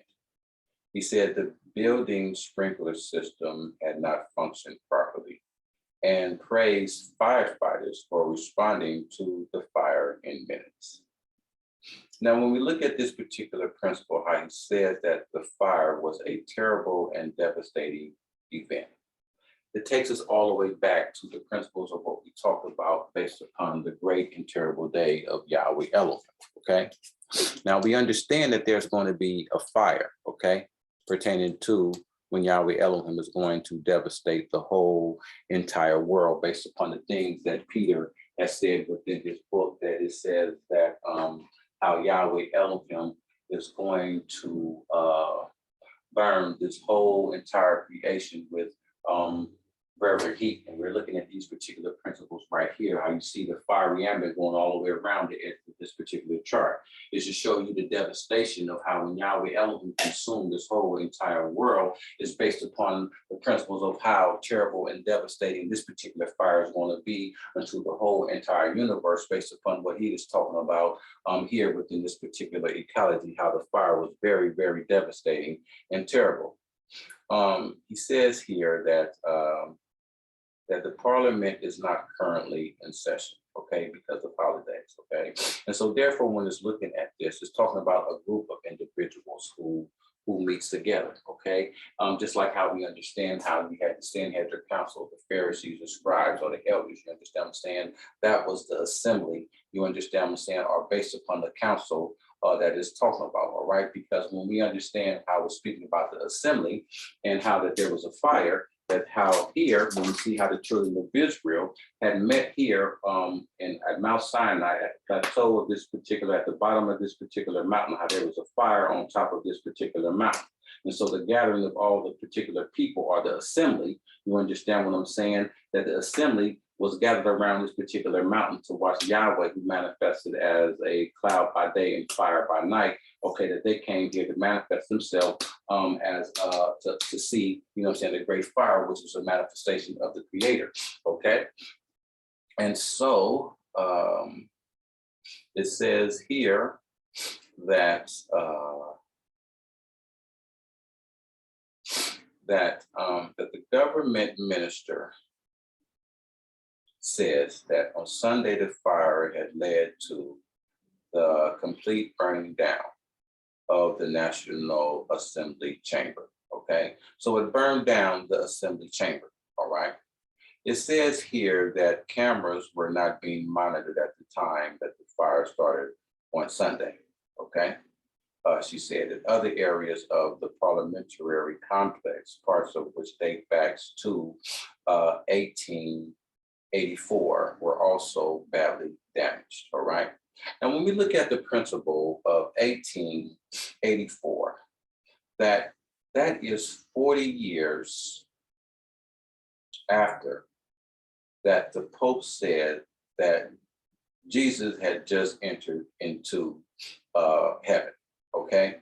And as well as that we understand that the Pope had made Gabriel all transmission and communications, that he had put Gabriel over all communications and all communications and transmissions at this particular time. Now, this was quoted over there. We have this within our literature within the 4th volume of our archetype that was written by our founder, Dr. Henry Clifford Kinley. And he had put on, matter of fact, I'll show you what I'm talking about so you can understand what I'm talking about, of how our founder put it on this particular chart here. Okay, when he is showing you the principles here of 1844, and it is talking about how it says a 23 years error about the cleansing time of the temple, okay? And so therefore, this is the error based upon the Roman Catholicism of what we're talking about, all right? And so we got the proof right here based upon what I told you. This is 40 years, okay, after the simple fact that South Africa was talking about how they had gathered all these things pertaining to their history. And so therefore, this is the principle of change, because we shared with you that there's always going to be a principle of 4, 40, or 400, okay, which is a manifestation of a principle of change. So what we do is that we gather these particular things. Dates and times is very significant when we're looking at the purpose of Yahweh Elohim and the things that have happened throughout the ages and dispensations of time, when we're looking at the characteristics of the sons of Yahweh Elohim and righteousness, and pertaining to the characteristics of that demonic satanic spirit, okay, manifesting himself throughout the dispensations of time as well. So when we come here and we show you these particular things, that we're just looking at the principles based upon the time of 1884 and pertaining to the times of 1844, okay? And so therefore, like I said, it was a 40-year period from that particular time up until this particular time of where we are talking about the things that we are talking about based upon the artifacts that was lost within South Africa's fire, okay? So we just wanted to go there to look at time, because these things are very, very significant. It says that no one was injured within the fire. It says, though, that that we are also that it says that she said it was still too hot for people to go inside of the building to check to see how bad the damage is, okay? Now, when it says it was still too hot for people to go inside, all right, that brings us right back here where we were showing you principles of how we said that this was principles as the fiery furnace, all right? Now, when it says that it was too hot for people to go inside, that pertaining to the principles of the fiery furnace, that we understand that the king was so upset that he told them to heat this furnace up 7 times hotter, okay, than this furnace has ever really been heated up before. And it says that the men that bound Shadrach, Meshach, and Abednego to throw them within this particular fiery furnace that was too hot. You understand what I'm saying? That from the heat from the furnace killed those men who threw Shadrach, Meshach, and Abednego within the fiery furnace. So they died, okay? But yet and still Shadrach, Meshach, and Abednego, they were within the fiery furnace. And the fourth one was likened unto the Son of Man, and they were all within this particular fiery furnace, okay, which was too hot for anyone to go into. But yet and still that we had 3 individuals that were within there, wasn't burned, wasn't singed, you understand what I'm saying? Nor did they smell like smoke, you understand? But here it says over there within South Africa that it says that the temperatures of the structure was still too hot for individuals to enter into the structure. And so what they did was that they used a drone to access the damages, okay, to go in, because like I said, it was too hot for people to go inside the building to check for the damages. It says a drone was used to access the structure of the building until the temperatures can cool down.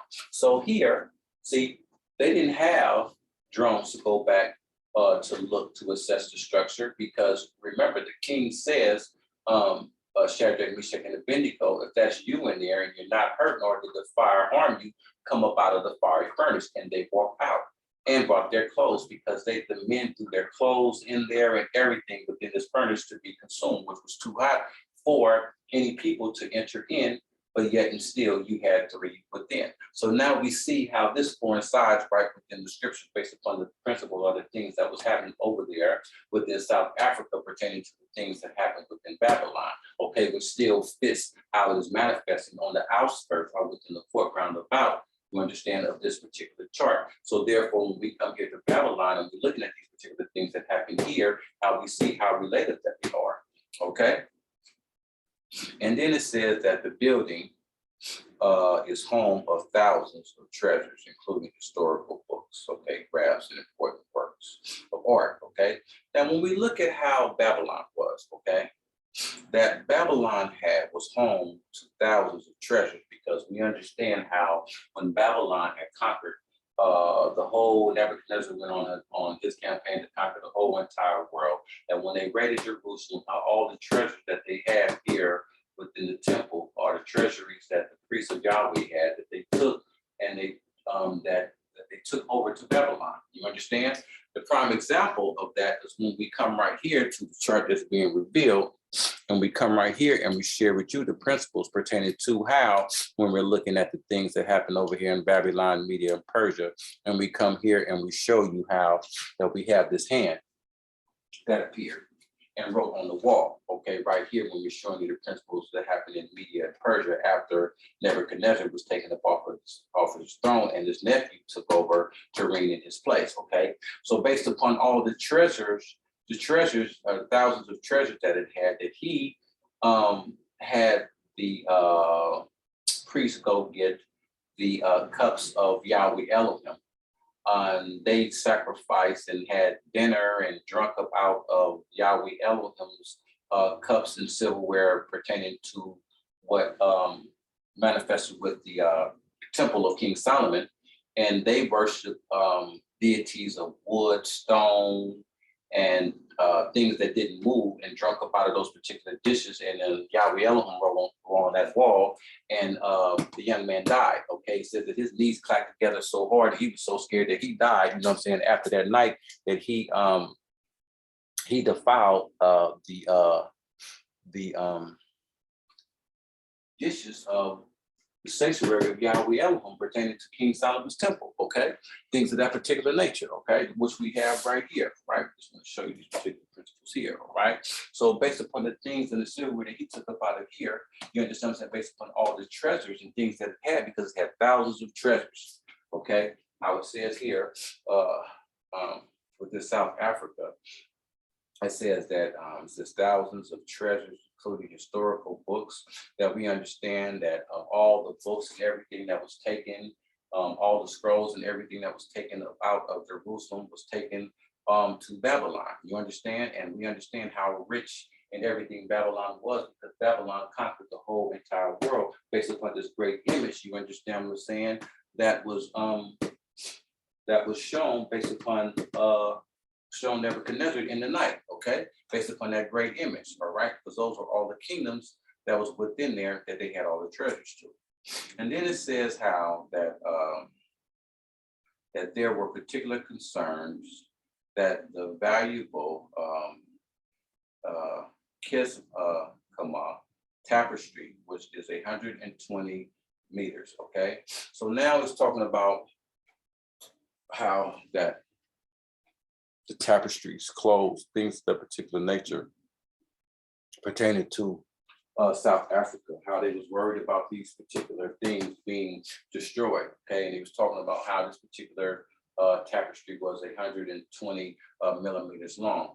And that's going back into the 120 that was filled within the upper room pertaining to the principles of as well. We can go back and pick up the 120 years of the first three kings of Israel. You understand there are a lot of principles of 120 that we can pick up, okay? And so therefore we look at those particular principles as well, all right? So when we look at the principles of 120, it's talking about religious things, that the 120 that we come here, and that will bring us pertaining to the principles of what happened after they received the spirit of Yahshua the Messiah, and pertaining to how that they were supposed to wait from the spirit from on high 10 days after Yahshua was received up into glory, okay? And so therefore we understand that there was 120 individuals. That's how it was talking about how that the tapestry, which was 120 meters, which was 394 feet. We look at the principles of 3, okay? That's pertaining to the principles of the tabernacle pattern, 1, 2, 3. All right, we look at 9, understand that there was 9 furnishings, okay?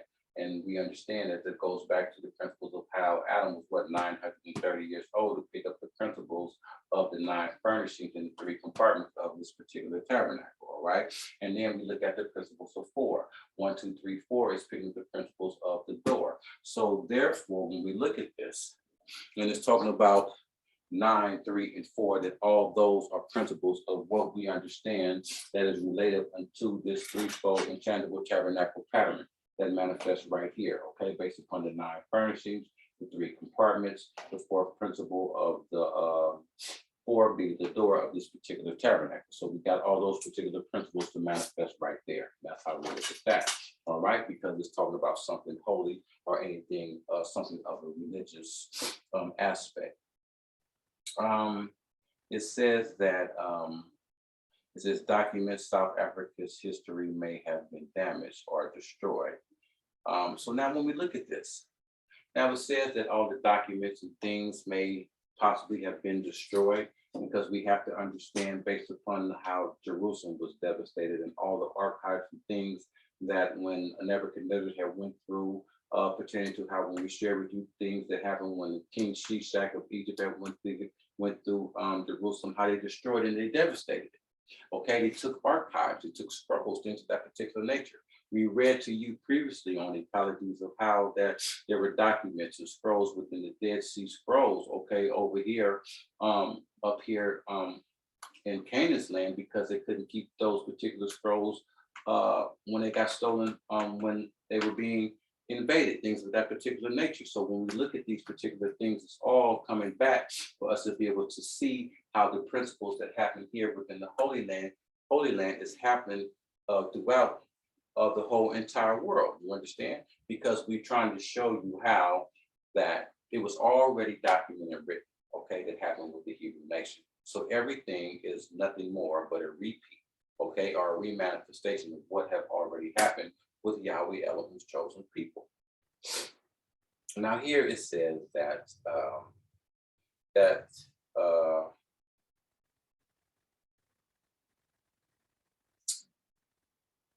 Sunday says the House of Parliament in Cape Town are made up of 3 sections, with the oldest dating back to 1884. The newer section built in the 1920s and the 1980s, okay? So now when we look at these particular principles, that do you know that it is almost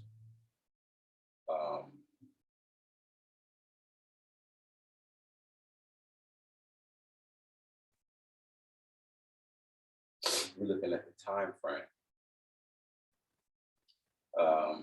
Looks like it was almost 80 years from proximity. We rounded off, maybe close to 80 years from 1884 to 1920s. And then we're looking at the 60-year period from the 1920s to the 80s, okay? So we got a principle of an 80-year period, 60-year period possibly, okay? And it says the House of the National Assembly, all right? So now we're looking at how these 3 sections of these particular buildings was in correlation to the 3 sections of this 3 compartments of this particular tabernacle pattern, as well as we can take those 3 particular sections and correlate them to the 3 structures of what Yahweh Elohim had men build only 3 times throughout the ages and dispensations, which was Noah's Ark, the Tabernacle of Moses, and King Solomon's Temple.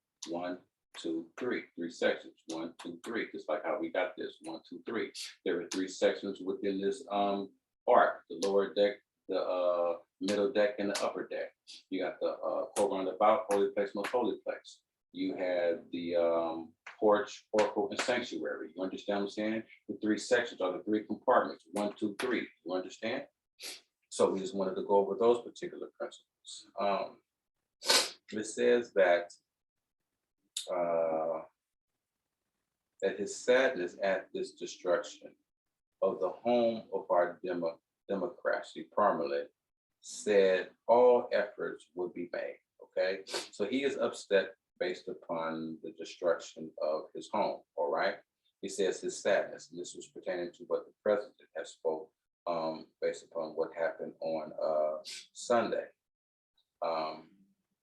Now, when we look at that he said that his sadness of a destruction of our home was just like how the sadness of the children of Israel when they were being invaded. You understand what I'm saying? Based upon, their disobedience. And then it says here that to limit any disruption to his work, okay? They're not going to stop them from continuing to work. It says that that the mayor, Gordon Hillis, said that the city's council chamber would be made available in an alternative place for the parliament to meet.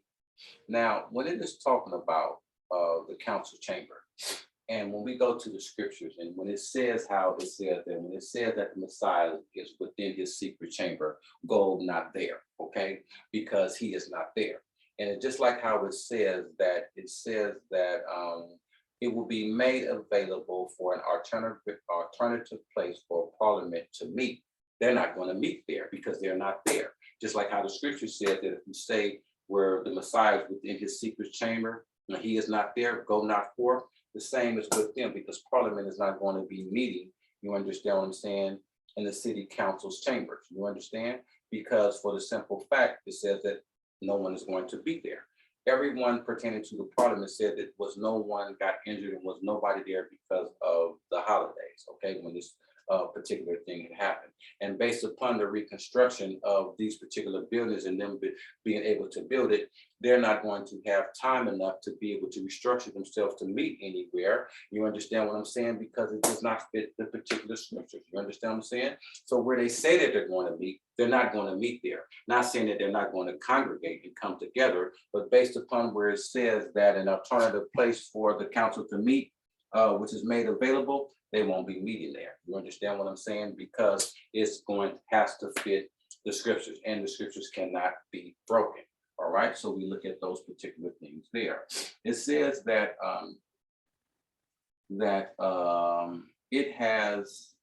this is the second fire at the parliament in under a year. It says in March there was a fire caused by an electrical fault. Okay, now that allows us to be able to come here. Okay, and so that allows us to pick up the principle of the electron, which is a negative electrical charge of an atom. And that allows us to be able to come here because this vision is in atom form. Here is your electron being all the darkness that goes all the way around the edges of this particular chart. The proton is all the blue portion of what you see right here, which is the positive electrical charge. And then when you come right here to the new earth, okay, right here, which is the quark without, this is the neutron, okay? And the neutron does not have any electrical charge because of the proton and the electron. Okay, this is where it gets its electrical charge from the negative and the positive charge. Okay, and so therefore the neutron does not have any electrical charge because the vision is in atom form. So when we look at the electron and it says that it had an electrical fault fire, this is where we come. You understand what I'm saying? And we come here and we look at these particular principles here because, like I said, this is the negative electrical charge. And this was the reason why that this was pertaining to the first fire that had manifested over there in the month of March. Okay, we look at those particular principles there. All right. And then it says,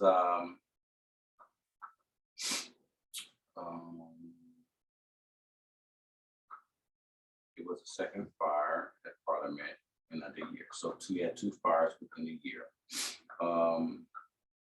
And then it says that last year a fire ravaged part of the University of Cape Town Library, which was home to a unique collection of African archives. Okay, so therefore it says that over there in the University of Cape Town that there was another fire that ravaged all of their archives there. Okay, now here it says that this particular blaze, okay, said that it could be seen for miles and miles away. Okay, so when we look at these particular principles, that goes all the way back into what we understand when we come to the divine vision that's being revealed is these particular principles here, okay? Because it says that the smoke could be seen for miles and miles away. So that brings us right here to the principle that we're showing you how that we have this particular woman on this harlot upon this particular beast right here, and we're showing you how that the woman is being consumed, which was the harlot, okay? And over there in Revelations, it says, alas, that Babylon is being consumed, or Babylon is fallen, okay? So therefore, it is showing these particular principles of how Babylon is related unto this particular harlot riding upon this particular beast, and how that the smoke of her torment, you understand, is being burned and it's going up into heaven forever. So therefore, when it says at the end part of this particular ecology, okay, when we come over here to Revelations, the 19th chapter, the 3rd verse, you understand how it says how Yahweh's glory had allowed his wrath to manifest on that particular harlot. You understand? And then here it says that the blaze could be seen from several miles. Smoke from the blaze could be seen from several miles away. They show a picture of the particular fire that happened over there in Cape Town, and it just showed how miles away that there was a big, puff of smoke going up from how it was just smoldering. It looked like a furnace. You understand what I'm saying? From far away, and it just shows how that pertaining to the scriptures and things of that particular nature, of how we look at that and we read the things based upon that was written within the scriptures, how they're being fulfilled and coming to pass based upon how we are within Yahshua's kingdom and how he is manifesting his wrath upon the face of the earth by allowing the 7 vials to be released upon the whole entire world to those who know not Yahweh. And so therefore that will complete our particular ecologies for this evening's class. And again, like I said, I've done my best to try to, not blow my nose like I usually do. I know I've been kind of sniffing, but like I said, I've been down for like about a week because I got ill. And so this is my first day back since me not feeling well. You see I'm kind of heated up, aspiring things of that particular nature, but that's what happens. The fire got to burn that the impurities about your body, and that's usually what happens when you're not feeling well, when you have a cold or whatever. But be that as it may, let us in. I thank you for your time. I hope that it was something that sparked your spiritual enlightenment. I hope that it was something to that you could feast upon, or something that helped you see or understand the purpose of the Creator a little bit more clear based upon the things that have happened with the scriptures, and how that the ramifications which perpetuate over and over and over again, that you can be able to see them and allow the scriptures to be able to unveil unto you, so that you can be able to have a clear understanding of the purpose of the Creator. And that's our whole entire endeavor of these particular classes, to show you how, matter of fact, to show you where we are in time. Not only just to show you how the Creator really is and actually exists, but at the same time to let you know what's going on and why these things are happening within the world. You understand? We go to church, the preachers are not telling you why these things are manifesting. They're just telling you, hey, don't meddle with God's business. You understand? That's what you're being told. And even the individuals that we have within our school system, they're not even looking at these things according to the purpose of Yahweh. And they'll tell you in a minute, we don't know what's going on. We don't understand what's happening pertaining to Yahweh Elohim's purpose. We just know where we are in time. You understand? And, that's not what our founder instructed us. He said that if we stay watching the things that goes on in the Middle East, that everything that happens, it shouldn't take us by surprise what our Creator is doing. And so this is the reason why I am interpreting the things that are taking place based upon the ecologies and the purpose of Yahweh, so that we can understand where we are in time and what our Father is doing based upon his purpose, so that we will not be in darkness or ignorant to the things that are taking place. Okay, so this is the reason why we go over these things. This is the why that we share these things, that we go within scriptures, that we go over the charts, and we constantly go over and over and over these things and look to the scriptures to see what happened, which Yahweh had already wrote. This is the news right here. Everything that you read in the newspaper articles and everything that's happening in the world already happened, is right here. And all we're doing is going here, okay, and showing you what's in the scriptures based upon what happens on everyday regular life, based upon our ecology news. So that being said, let us in. And I'll be reading our doxology, which is Ephesians 3rd chapter and last 2, which reads as follows. Now to him that is able to do exceedingly abundantly above all that we ask or think, according to the power that works within us. Unto him be glory in the assembly by the Messiah Yahshua throughout all generations and all ages. So, that being said, thank you for your time. And come see us again. And let us